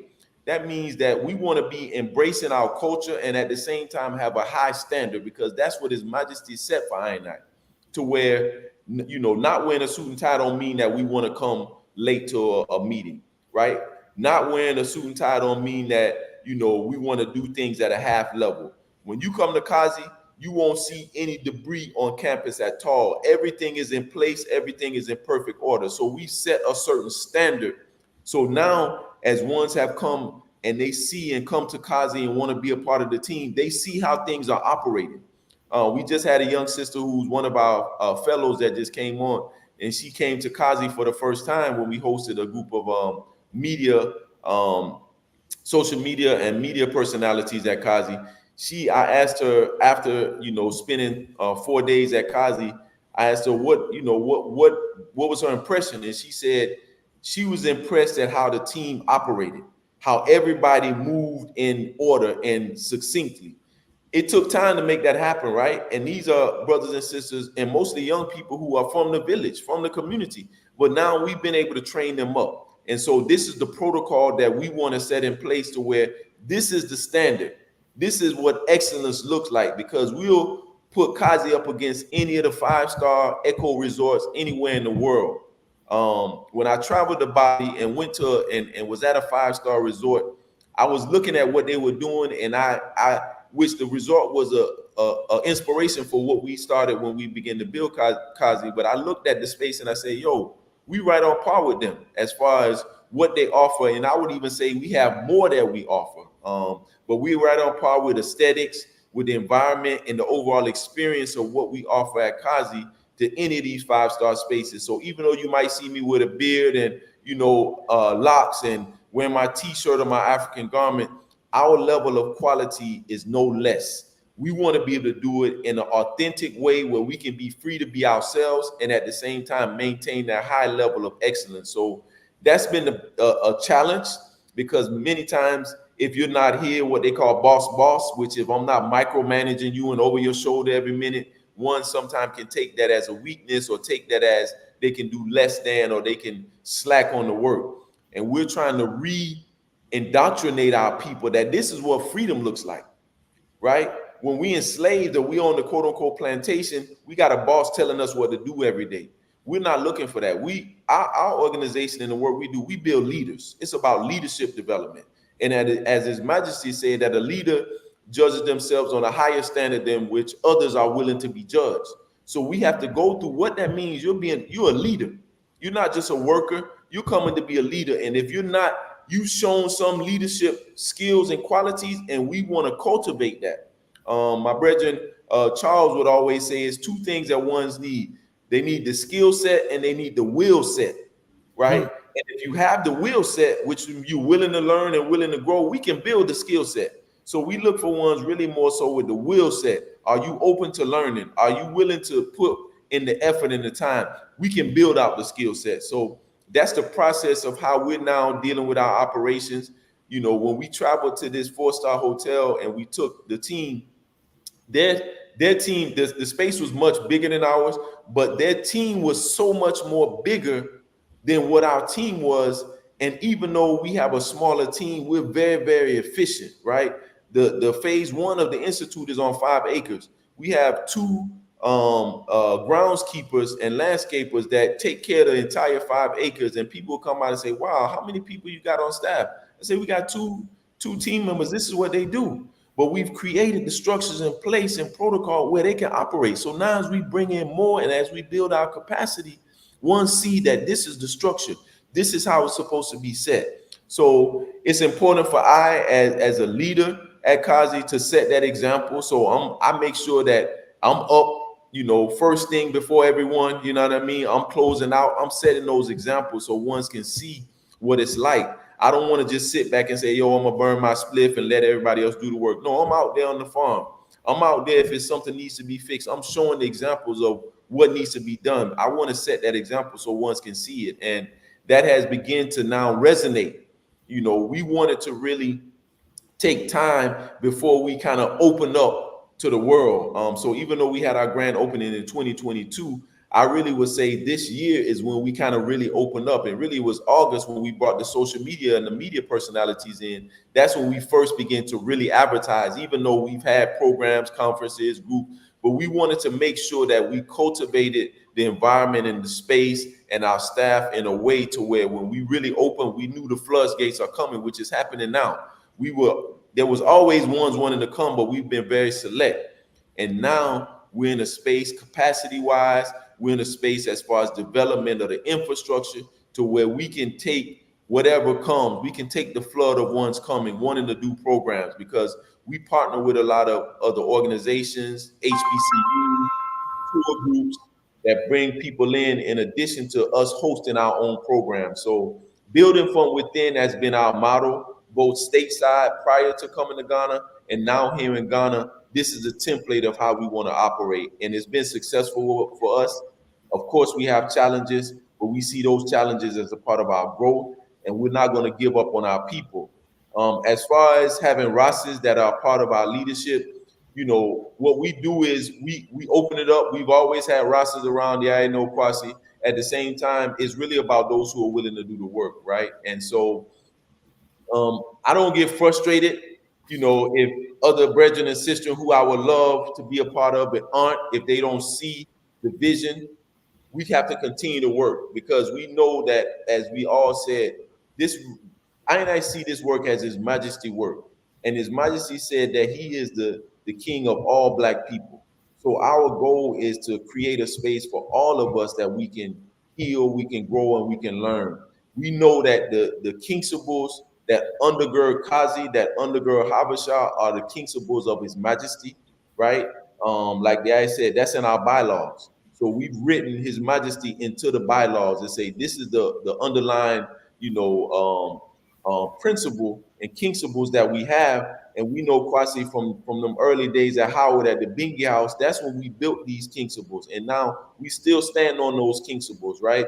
We also know that His Majesty, as the father of Pan-African and African unity, that it also is our responsibility to set the example so that ones can see Rastafari in this light and see us as the leaders that we are, and for us to take our rightful place as we now are on the forefront, particularly here in Ghana and in Africa, of the repatriation and the Forward to Africa movement. That's important that one see I in a certain way, even those from the community in the village. We want them to see Rastafari in a certain way. And the beautiful thing is, here in Ghana, ones embrace Rastafari. The amount of love that I get just from the regular people is important, that I set that example and they see that. And now, you know, Ras Pido has a tune that he used to say that he wanted to rasterize the whole world.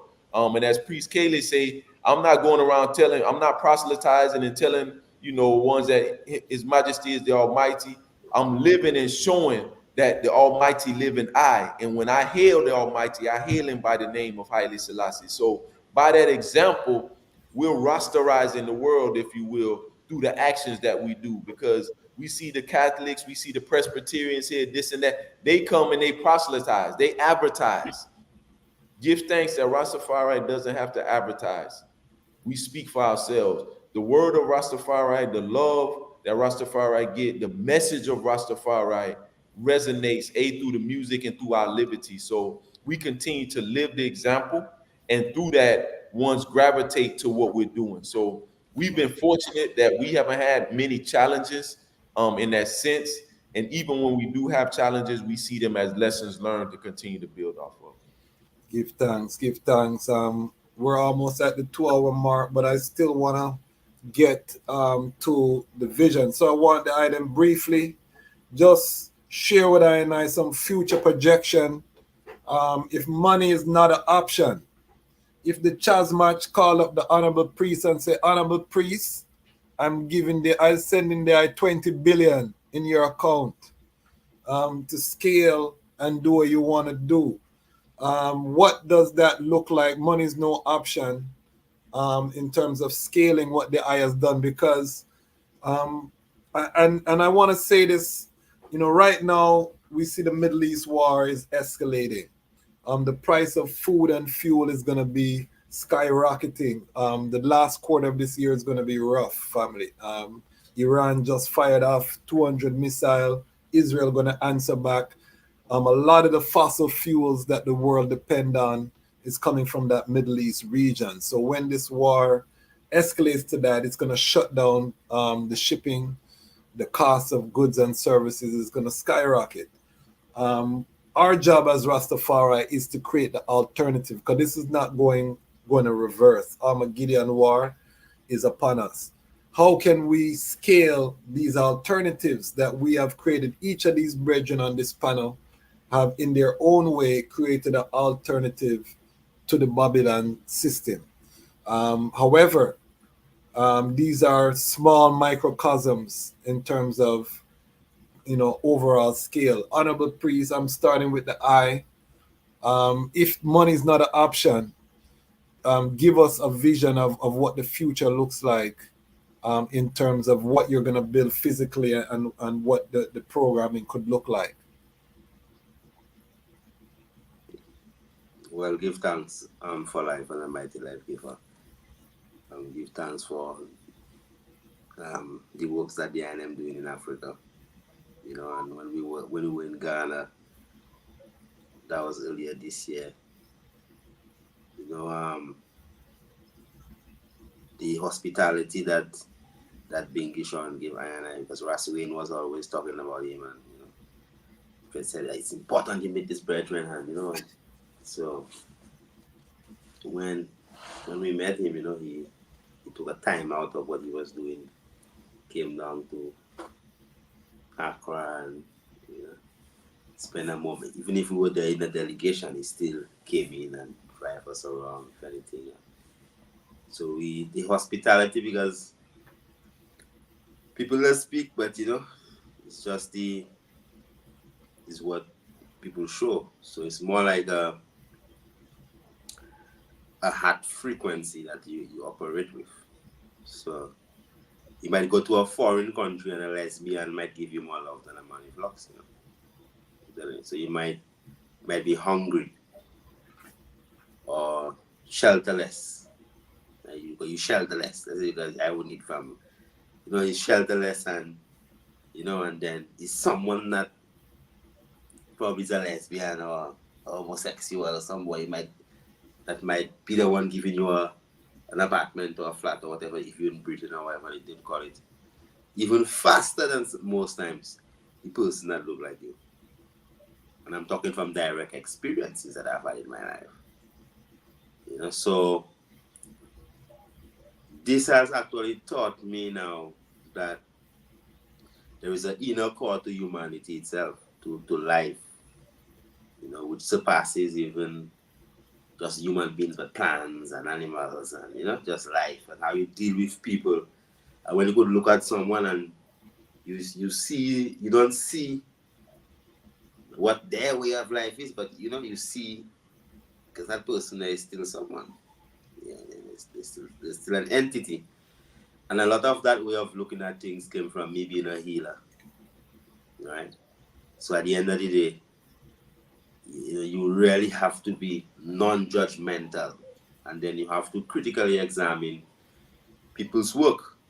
So money is not a limiting factor. So money is a factor that we work towards acquiring righteously, because money is abundant. So we could do anything and make plenty money. So the fact is that creating that capital through righteous means, so at least well, the works that you are doing is built upon that clean foundation. So for us, it's more nation building. It's not just business, it's a nation. So I really see the future as a space, as a country with borders and laws and security. So I'm not averse to nuclear energy, nor nanotechnology, nor any of the high sciences that are available to us, because it's all about your intentions. So what you intend to use it for. So nuclear energy, used properly, can power the entire of Africa, and then manufacturing good, more cleaner than the fuel that we're using now. So it is critical that how we look at it is just on the whole aspect of nationhood, and being able to build up a nation of people that share. So the same way you have the microcosm of as you have in your aspect in Ghana, and you have that small number of people add 3 zeros behind it, and 4 zeros behind it, and 6 zeros behind it. So then when we grow to the extent that we could basically righteously cater for the needs of, and impact knowledge and systems and show people how to do certain things, then now automatically in 50 years you have a nation, right? So the plan have to be a long-term plan. So it's not like as if there really must be a plan beyond your physical structure, beyond that time when you go to the ancestors. So it's not a number like 20 billion. That's nothing. The debt of America is what? How many trillions now? 4 trillion. So at the end of the day, so trillion, we've passed the billion that are talking. So right now we're going into the first trillionaire. And I heard that if you take America's debt and you put it into seconds, each dollar, it would be 30,000 years in the past. That's how much a trillion is. You know what I mean? Seconds, So some I heard an economist say that's how vast the debt of America is. If you take each dollar and turn it into a second, it would be 30,000 years plus. That's how much money America owes. But continue, just to give some perspective. Yes, so basically, this is basically where it has to be, so that, we said there's a prophecy that says righteousness shall cover the earth. Yes, I. So like then, water cover the sea. Like water cover the seas. Mm-hmm. And water still cover the rivers, and water is still inside of the earth. So then, if these things they have to manifest, it have to manifest through man, because we don't believe in a dead God philosophy, like you pray to a man to come down and do whatever have to be done. So we see that destiny, as Von Benjamin said, destiny is based upon the choices that you make. The choice you make is what your destiny becomes. And the just in summary, the most critical aspect of it is that neurologically, as human beings in general, our thought patterns, so our repetitive behaviors every single day, what develops into habit, forms habit because specific neurological pathways are created in the brain. So then Even these neurological pathways become grooves or sulcuses that fold your brain basically, apart from having networks created because of the habits, the way that you live your life, the things that you say, the things that you say, because you say it so much, right? When you get in the morning, the exact thing you do, as you repeat it, it creates specific neurological pathways, connections of neurons, and make your brain fold into a particular type of way and code your DNA that you pass on them same type of things to your own children. So we are now a product of the thinking and the how our ancestors, our great grandmothers and our great how they look at their own selves. That's what we are now. We are a product of that, and it takes a lot of inner work, whereby a man have to critically check yourself, right? So for me, I work on the principle whereby whatever a man would say about me could be the worst thing, even if it's the worst gossip and the worst thing, there is still that possibility that what that man there saying might have a minuscule level of accuracy in it, or there's a reason why he's saying it. So instead of checking him, you use that as a means to check yourself, right? To build yourself. So we take criticism as science. You have critics. So if you write a paper, your peers have to review you. It's peer review. So when people speak of you and speak to you and criticize you, you have to take it as a means of, okay, that's your peers reviewing your work, to actually make your work rise up to the state that when you speak of that work, nobody can say nothing. And if they say something that's not true, it's still all right, because you still have to make it even full of proof. So we have to clean our thoughts. So it's way past the stage of what you eat and what you drink. Yes, we have to really clean our thoughts, because our thoughts is what is actually bringing us into what physically would manifest into the cancers and the diabetes and high blood pressure and the impotence and all the polycystic ovarian syndrome and the fibroids. We are at a point whereby you won't find me just talking about drinking herbs and drinking bush tea again like that, right? What's even more important than that now is the thoughts. So we have to work on people. So it's not about how you look and how you eat and how you drink and all them different type of things. It's critical that we change the mindset of our people, and ensure that you occupy that space here, because what you do when you are literally creating your reality. So your own pains and your own traumas creates your physical flesh, to the extent that you live in a program. So many people live in a program, and there is no level of evolution unless you free your thoughts and you free your minds and you break all these generational curse.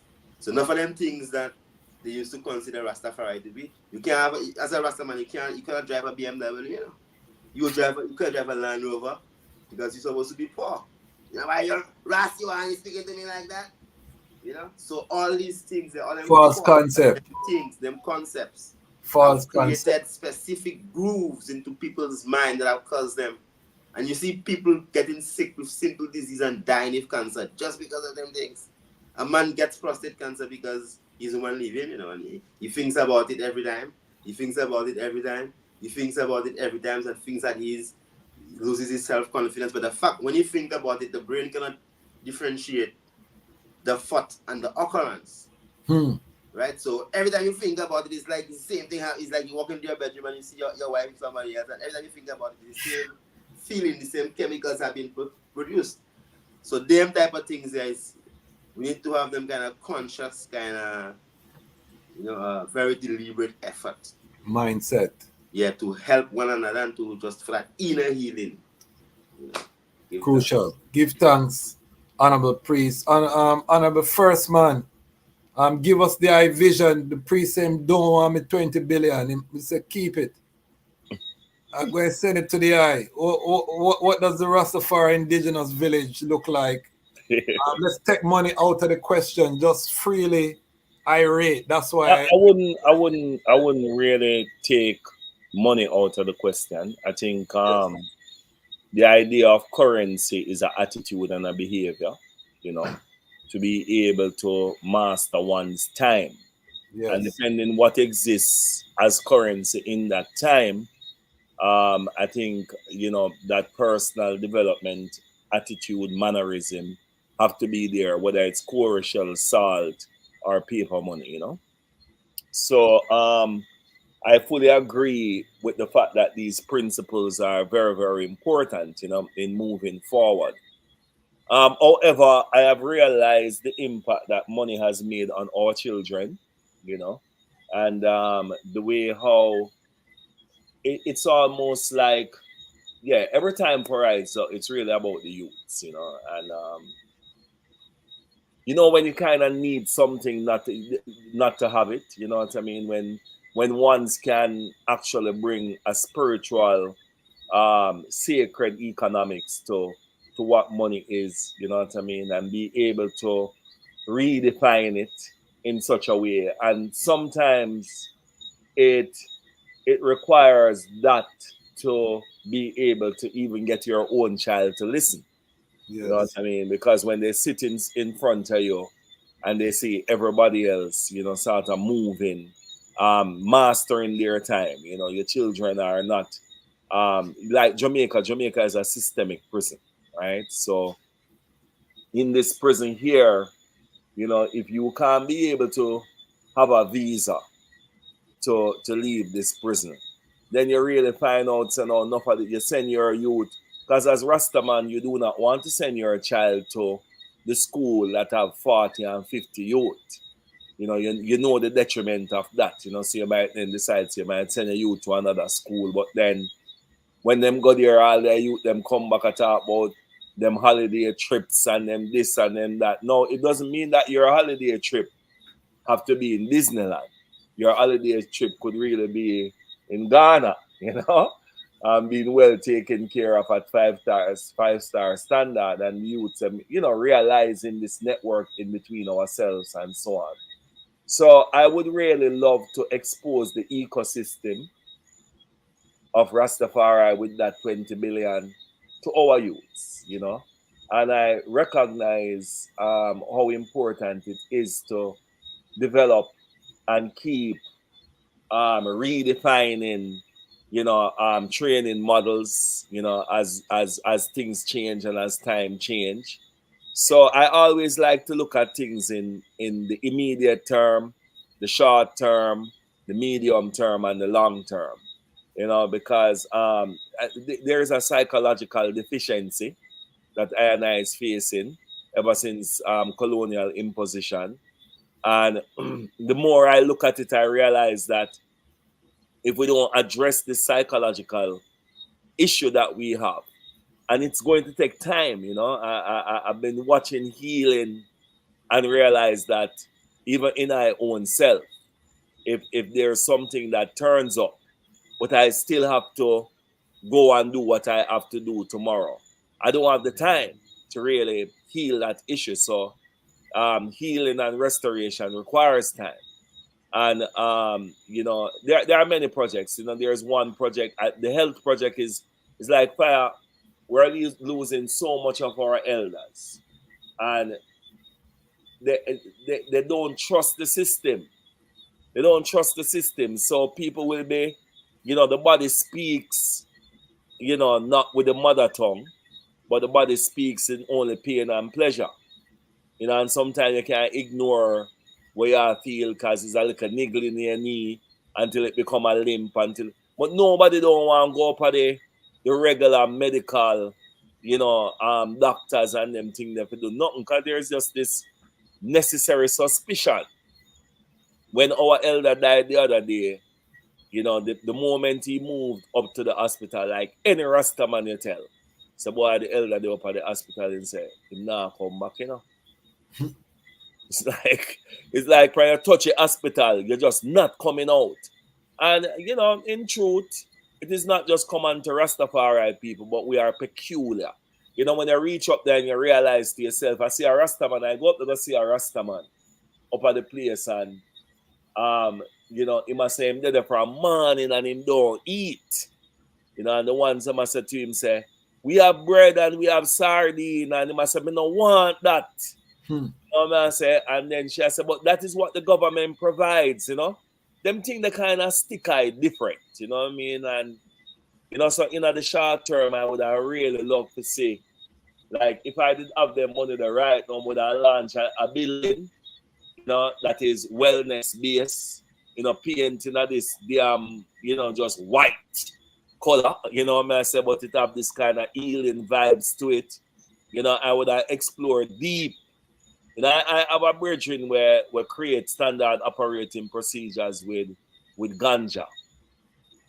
And some of the protocols and with Priest Kailash would have and different protocols around the world. We really can heal I community. I remember Priest Kailash saying on one time thing about drinking Spanish needle. All of you have it. All of these things, they require time. They require time, because you start drink the Spanish needle and drink it for 1 week and expect say it will solve the problem. When it's really a way of life, and something you have to get involved in. And the disconnection between I and ecosystem, natural ecosystem, because we don't own land. Yeah, I don't like that kind of vibration. So I wouldn't call that thing immediate term.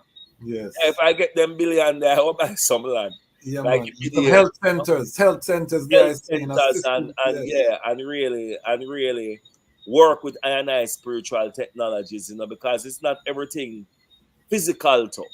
So there's a level of our ancestral work which I think is very, very important. And on this call, I feel like a redefinition of the transatlantic slave journey. Because the brethren in Africa, and I there in Jamaica, right? So the rebellious one, and St. Lucia over this, and this was a journey, So I would love to redefine that journey there. Make that be. Suppose it was a agreeable trod, suppose us coming from Africa was a deliberate move to come into the Caribbean and so on. What would that look like? Yeah, so that is where our mental space would have been. It's a layered process, but I couldn't do with the 20 billion. So you can send it over to our Priest Kailash. Good. But I will take the 20 billion, my brethren. We have some work to do. Give thanks. Binghi Shawn, same thing. The 20 billion reached the account. What is the eye? And I spoke of it, already. But what does the eye vision look like? Money is not an option. No. Same way. I mean, the vision that I have is again to replicate. Everything that we do. We really think it institutional. We really think of longevity. Priest Kailash mentioned it that we wanted to last beyond our, physical dispensation. Like we want to be able to build, institutions that continue, right? When I go to Ethiopia, I see His Majesty everywhere. I see the robes. Even when I first went to Ethiopia in 2012, at that time, the National Museum and all of the places in Ethiopia, they took down all the statues and all the remnants of His Majesty because they were trying to delete His Majesty from our story, right? At the same time, I could still see His Majesty because when I go to the roads, when I go to Arbor Minch, when I go to these different places, I know these are things that His Majesty built, His Majesty set in place, that even when they try to discredit or delete His Majesty, they're still there. Whether it's edifices, whether it's systems in place.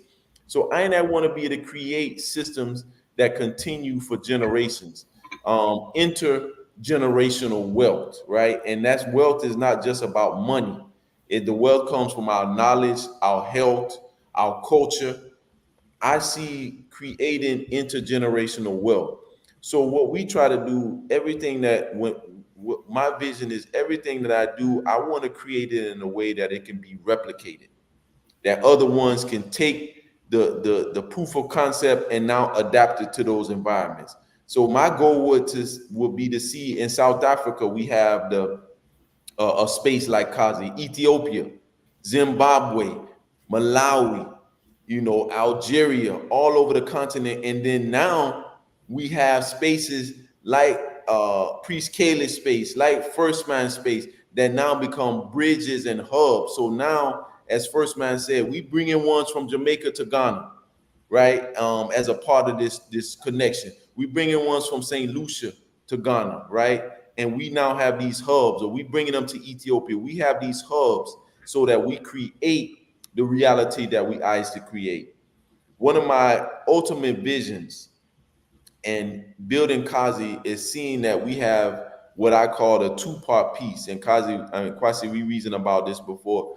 It's a two-part piece to where we can build a skills bank of those ones in the West who want to return to Africa. What skills do they have?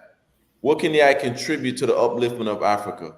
What geographical locations do you want? Do you want to be on the beach? You want to be on the mountainside? You want to be in the city? You want to be in the rural area? Creating a skills database.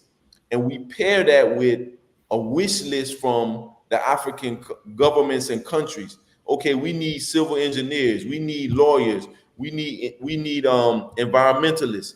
And now we create a way to where we can match a one skill set with a country's need. And now Kazi or spaces like Kazi serve as that connector. For lack of a better word, I call Kazi a halfway house.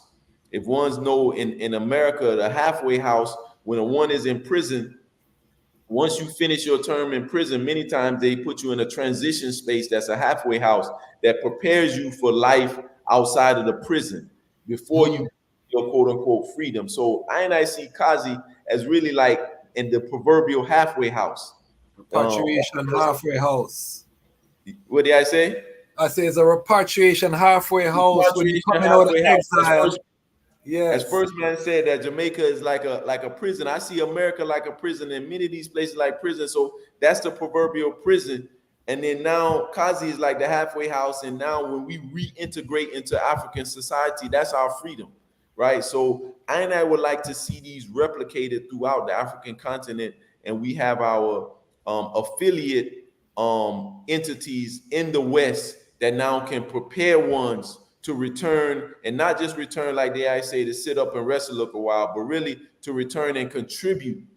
You know, as His Majesty said in his speech at the founding of the OAU, each must contribute. I love that summary of His Majesty. When you read the speeches, it say each must contribute. Like all of I have a role to play. His Majesty said everyone can serve as a leader in their own right.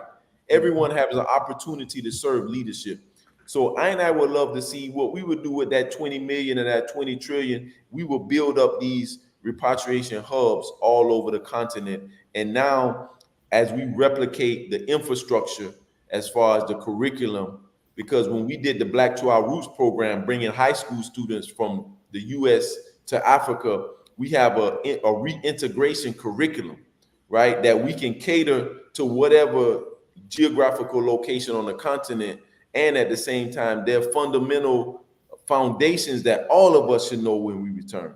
So creating the curriculums for I to return, creating a bridge to where I can now bring ones forward to the continent to help build up Africa, build up the roots so that the rest of the world, the fruit from Mama Africa can be strong, can be ripe, can be healthy, can be nourishing for I. So that's the goal and the mission. Kazi is just a microcosm of what we want to build and replicate out. And again, big up Priest Kailash, big up Ras FirstMan for the works that they're doing.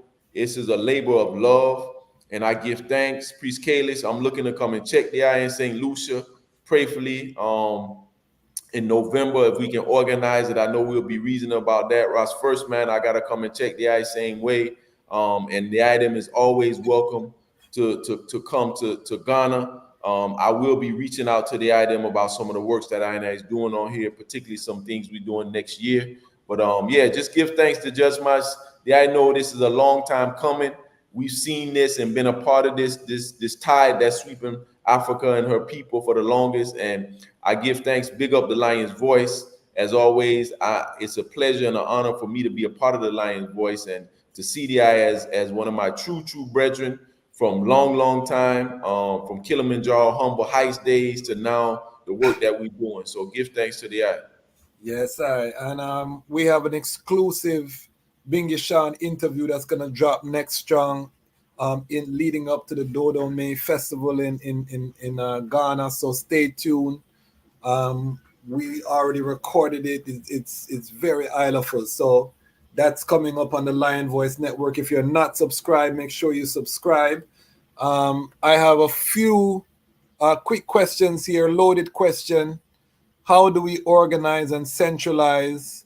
In what ways are ones doing that the dispersion can quickly join, or is that the diaspora can quickly join in?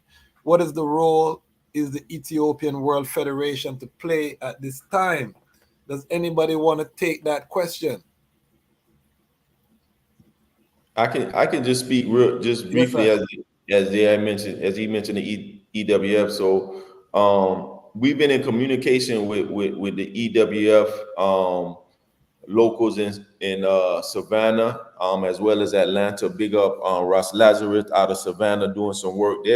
They're actually, the EWF is working on a project in Ghana acquiring farmland, and so we've been liaising with the EWF leadership, as well as some of the traditional leaders here in Ghana around that. So we see the EWF as an institution that is majesty set for I&I, that can and should play a critical role for I&I as we return home and as we build up Mama Africa. So I think as far as with the diaspora, what I encourage ones is connect to something on the continent, right? Even if you can't physically go or physically return right now, connect with something that's going on the continent.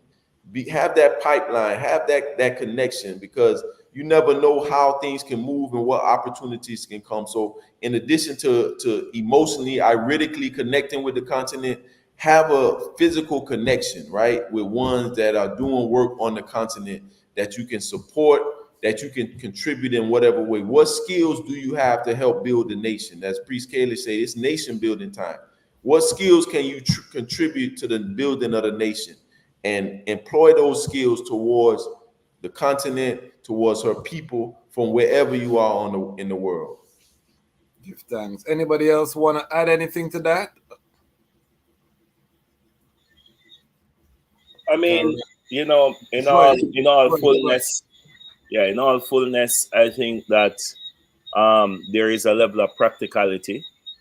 This is one thing I think I've learned over the journey, that when we try to collaborate, it's good if we can do it, in tiers, sometimes, So like, for example, if you join with someone who is not able to contribute their weight, then those things can really be a kind of a pull down, So when we can collaborate with everyone, but everyone must also be honest in themselves and know exactly where they are, and ensure that when you build an ecosystem, if I send someone to Binghi Shawn or to Priest Kailash, like I've been here, and I see people come and they say, "Oh, I've been to Priest Kailash and it was so beautiful," and so on, and I guess there probably might be one day when somebody will come to Priest Kailash and say the same thing they have come to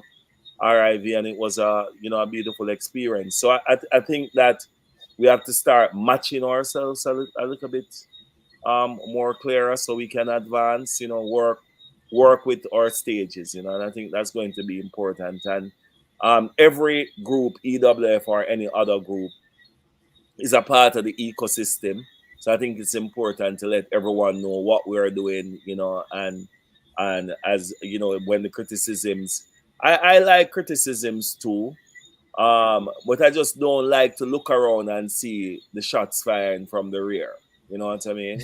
Like, yeah, I'd rather say if you criticize me, come in front of me still, but I never find Babylon to be the biggest problem. To tell the honest truth, I never find Babylon to kick down Babylon all the while. And then when we look behind me, I said, I don't want that. You know what I mean? So once we decide to collaborate and move together, we have to just be sure that we're doing something that Haile Selassie says, we have no education has prepared us for this. So there is no real expert more than those people who have found what they are good at. And we don't build great. We must build great ones. We shouldn't kill great ones. Thanks. I feel so good because this is a historic connection. These three brethren are destined to do mighty works together, you know. So this is my Earth Strong present to creation for bring. I mean, it would have happened without her, you know. But it's my sister. We have to act to create history, and that is what I love to do.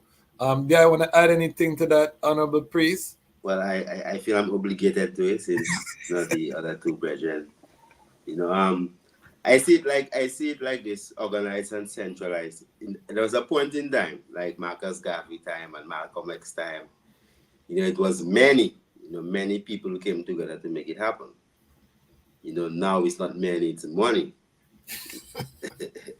So now it's like, for us to really organize and centralize, if you sit down and wait for everyone to come and want to do the work won't happen. You know, so what I see is that those people who have the capacity, just do it. You know, so you have the capacity, you go, you do the work. You know, use the money to create the system to bring in people. You know, so even as when it comes to the churchical aspect of things, you know, so our industry is supposed to be such that I could, because I was looking at mystically today, I was looking at, because you know I came to Ras Tafari village long ago, you know, when it was them same way in them videos. I think probably. Okay. Yeah, I went there. Long you know that FirstMan. You didn't know Priest Kailash was went to. You should know that one. You're muted.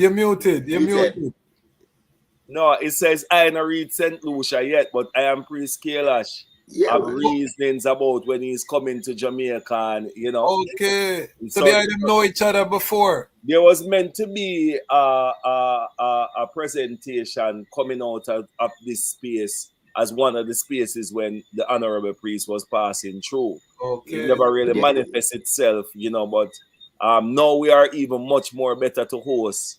In November here, we are hosting the Dogans, you know, from Africa into the space. I'm looking forward to, you know, reconnect with the Honorable Priest. And as I say, our lines have been crossing. Ones and ones touching base with Honorable Priest and coming here, and you know, so our lines have been crossing. Mushroom ceremonies and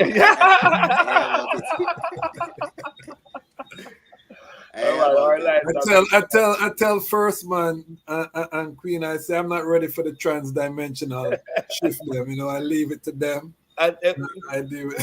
You know, I quickly want to just touch this area because a lot of ones, you know, because of this, the white people word psychedelics and so on and so forth. But I just want to give a very honest interaction. You know, and I could just go straight to Gabon. I could really just go straight to Gabon and the Iboga medicine over there instead of go through South America and ayahuasca and mushrooms, which is really coming out of Algeria as well. You know, Africans are really mushroom people. However, you know, once we explore, one of the things about this colonial space is that it puts you sometime as a spiritual archaeologist, you know, exploring yourself and what has been taken from you, you know. And, you know, when you interact with some of these earth entities, you know, like Iboga that come out of Gabon, it's a completely different experience in terms of touching base with the roots of your ancestors, what they went through, what you are going through now, and the perspectives that you can get from it, you know. So as Rastafari, we are not the regular you know, approach to how a lot of people are doing it. As Honorable Priest said, everything is about the money, everything is about this, everything is about that, you know. It's really connecting with indigenous people globally, giving them ganja to smoke when they come amongst I and I. And then they said to us, you know, this is our earth medicine. And you're like, no, man, you're a Rasta. You know, it wasn't the way how you treat your host or how you expected to be treated, you know. And once we engage in the experience, and, you know, ganja give us this opportunity to know yourself and to have this sovereignty in yourself and know that you are a part of nature and you and nature are one. When you kind of ingest some of these earth entities, you become nature, like in the fullness of it. Like you on the tree, feel the same way, breathe the same way. You know, and especially in a space like a Rastafari space, it just, you know, yeah. So I'm gonna bring the eye forward just to talk on that topic. I'm glad I know the eye. I don't reach there so yet, so I'm glad I know the eye, and I can reference the eye interdimensional travels. I don't reach there yet, but Honorable Priest, I want the eye seal up your thought, and then we're gonna move because there's a couple other things that I want to touch. I want to be respectful. Binghi Shawn is way up in the hours right now, you know, in a Ghana, so I want to respect the brethren time. But seal up the eye sound, Honorable Priest. Yeah, give thanks. My bedtime is about 9 o'clock. I respect the Honorable Priest time. Yeah, but this shows normally, you. I normally prefer to wake up after 2-3 o'clock in the morning. And, okay. Yeah, well, I mean, basically, as I was saying, it's many or money. You know, so we are in a time whereby we must have, you know, be very aggressive when it comes to our economics. You know, and as we say, righteous entrepreneurship. You know, so knowing that you are doing something good, you know, you should have no problem in earning a lot of money for what you're doing.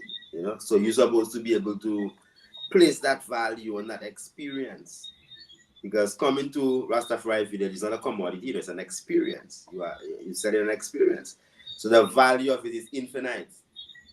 You know, so even when it comes to our, you wouldn't really see us you wouldn't see me hold one of the bottles of my medicine and say, boy, if you drink, because the value of the medicine is infinite.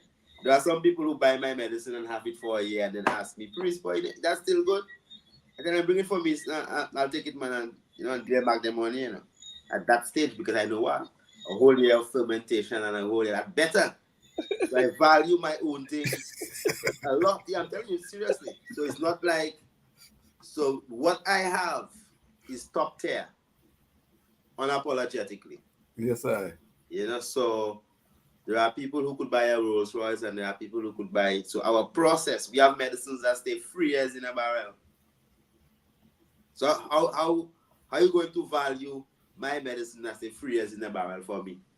You know, or are you going to value my ganja that I myself grow? If Priest Kailash himself grow the ganja, no chemicals, no this, no the ganja that I myself using, you can't place a value on it. You know, so it is for us now to be able to place value on what we have to offer, and offer it at an exceptionally high level of integrity, because you know you're giving this person this, and it's going to work.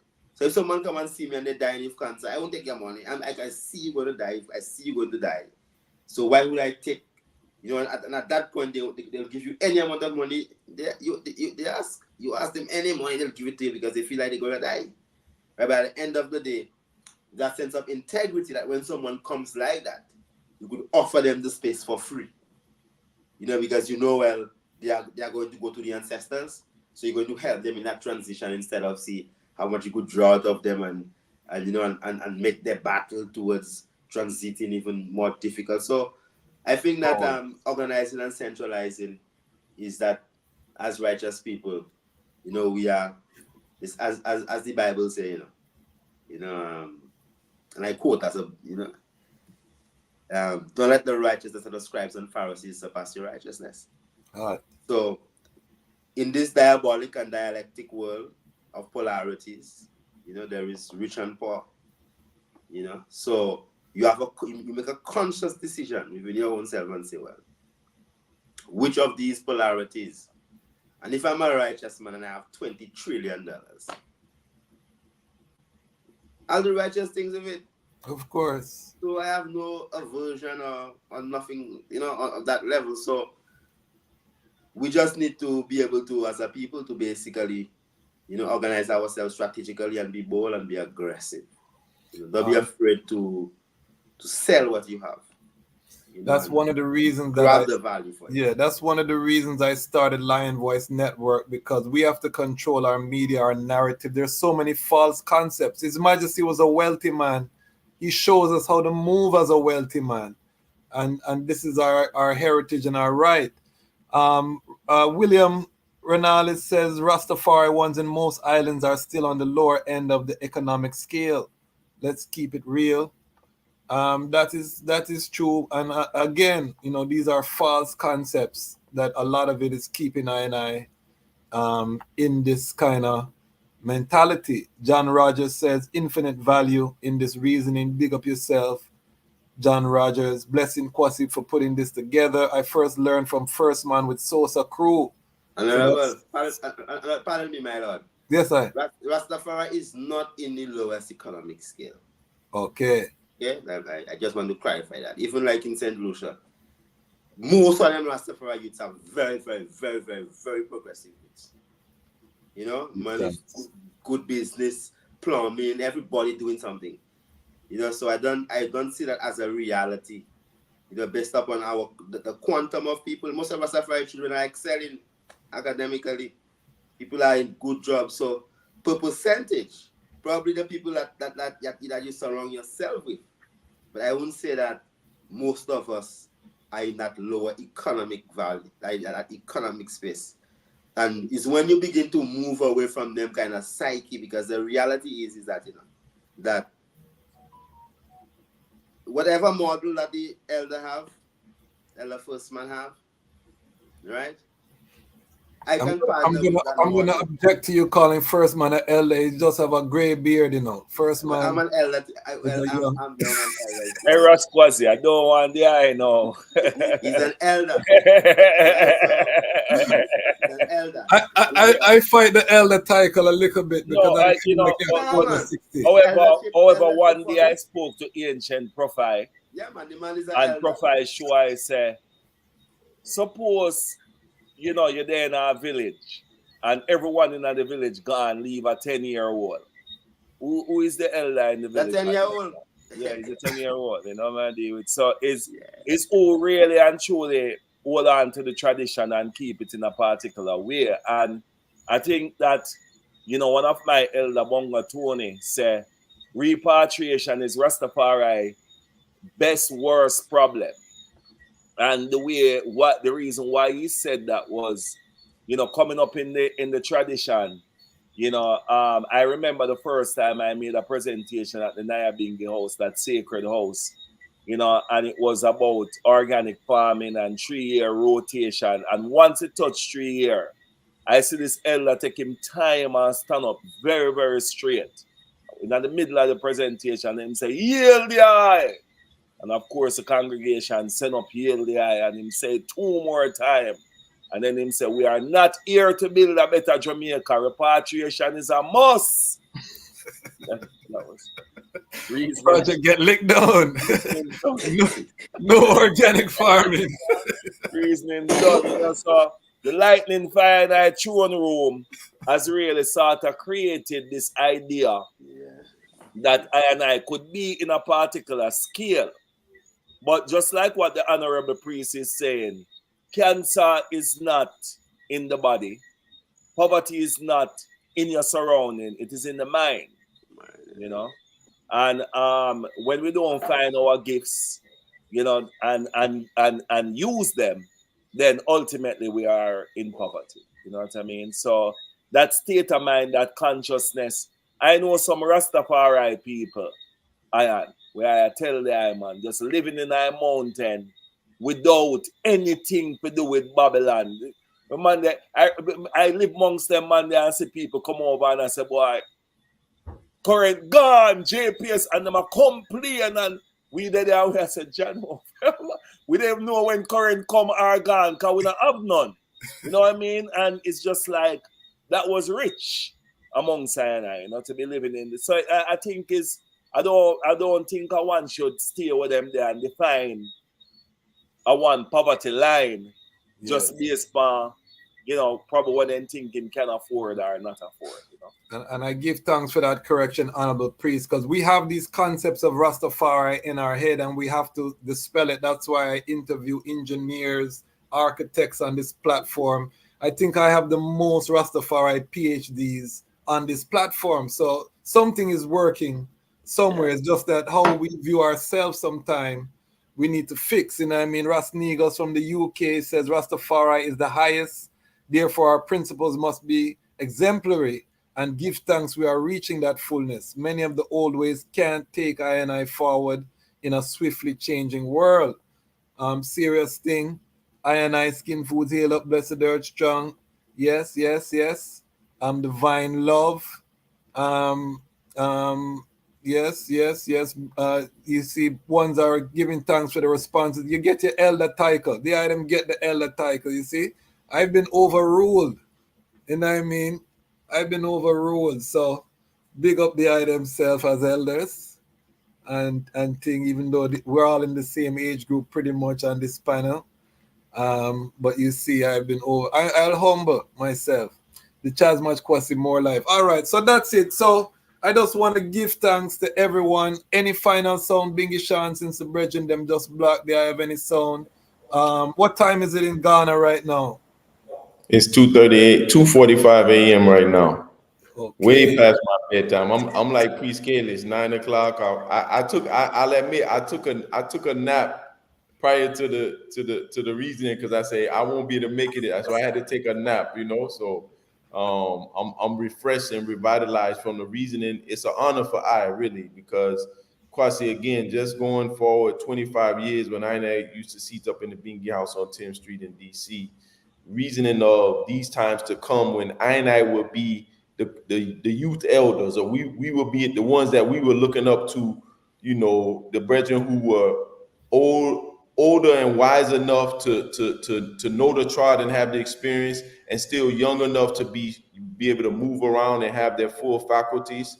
Like I is of that age right now, and I think it's I generation is the generation that had the anciency of Ras Tafari and ancient living, also coupled with this new reality that we have, and I are equipped to bring us forward, you know, to become what His Majesty say, members of a new race. So I'm grateful to be a part of this. I'm grateful to be on a panel with Priest Kailash and FirstMan, and of course the Kwasi, just from, you know, the long time that I have been trodden.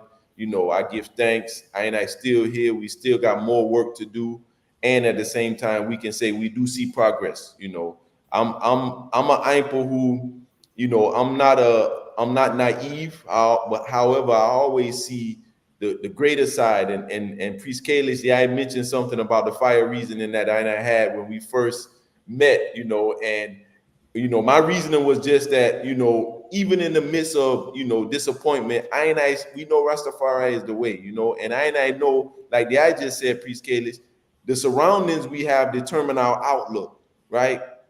You know, so I'm around ones like Kwasi, you know what I mean? So I see the future of Ras Tafari as bright, you know, even here in Ghana, when I'm around the youth that are here, I see Africa's future as bright, even in the midst of the chaos. So I try to surround myself and be a solution. I call myself a solutionary.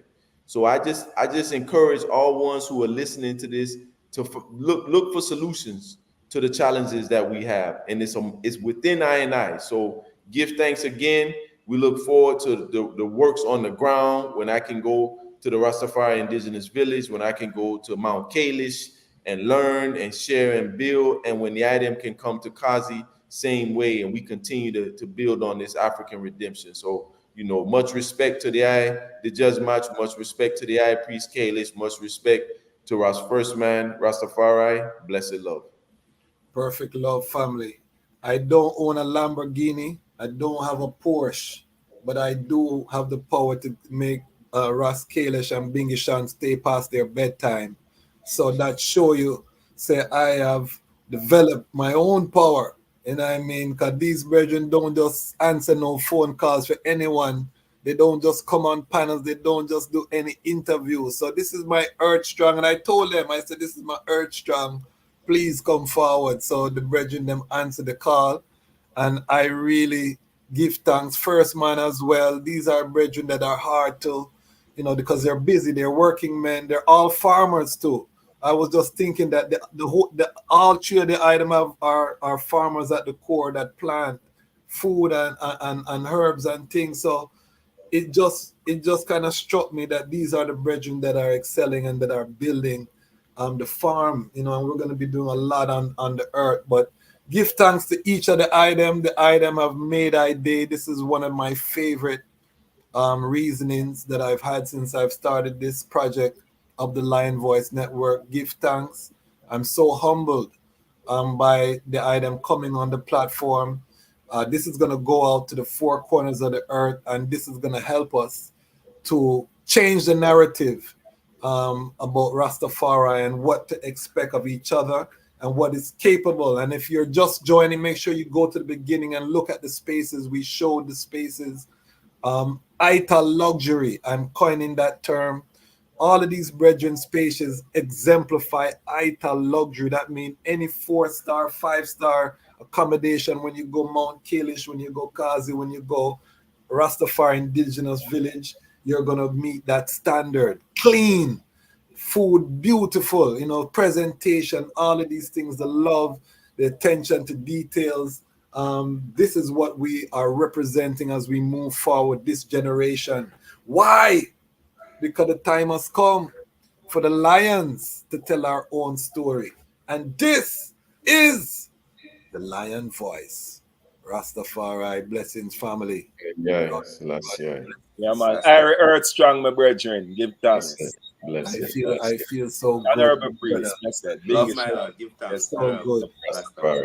Eli and yeah. Yes. When the lion roar, Princess draw near. And the Rastaman voice them want hear. When the lion is I, Ras Tafari representing for the Lion Voice. Yeah, man, log in and subscribe and all the vibes. Let this content be the content of choice. Lion Voice. The fittest of the fittest shall survive. My people, open your eyes. Wake up. Blessed love, this is Queen Omega representing for all lions and lionesses. With the Lion's Voice, we come to tell our story. Rastafari, live it. Hey, the Lion's Voice, Rastafari. Yeah, man. Greetings, Rastafari, Hail Emperor the King Selassie the First, the Perfect Balance Empress Menin. This is FirstMan for Rastafari Indigenous Village, recognizing, accepting, promoting Lion Voice. Yes, the voice of Rastafari, speaking about Rastafari, educating Rastafari, preserving, protecting Rastafari. Give thanks. Amina, the time has come for the lioness to tell our own story. No surrender, no retreat, we are Jaja soldier. Rougher than the streets, tougher than a boulder. Bigging up Lion's Voice. Now put it, I jolly for say that. Yeah, David Dread of Steel Pulse, and I'm saying hail to Lion Voice because it's time that the lion have its voice, have its own story. Says I'm stepping out here. Hear me now. Oh, yeah, the Lion's Voice. Raw.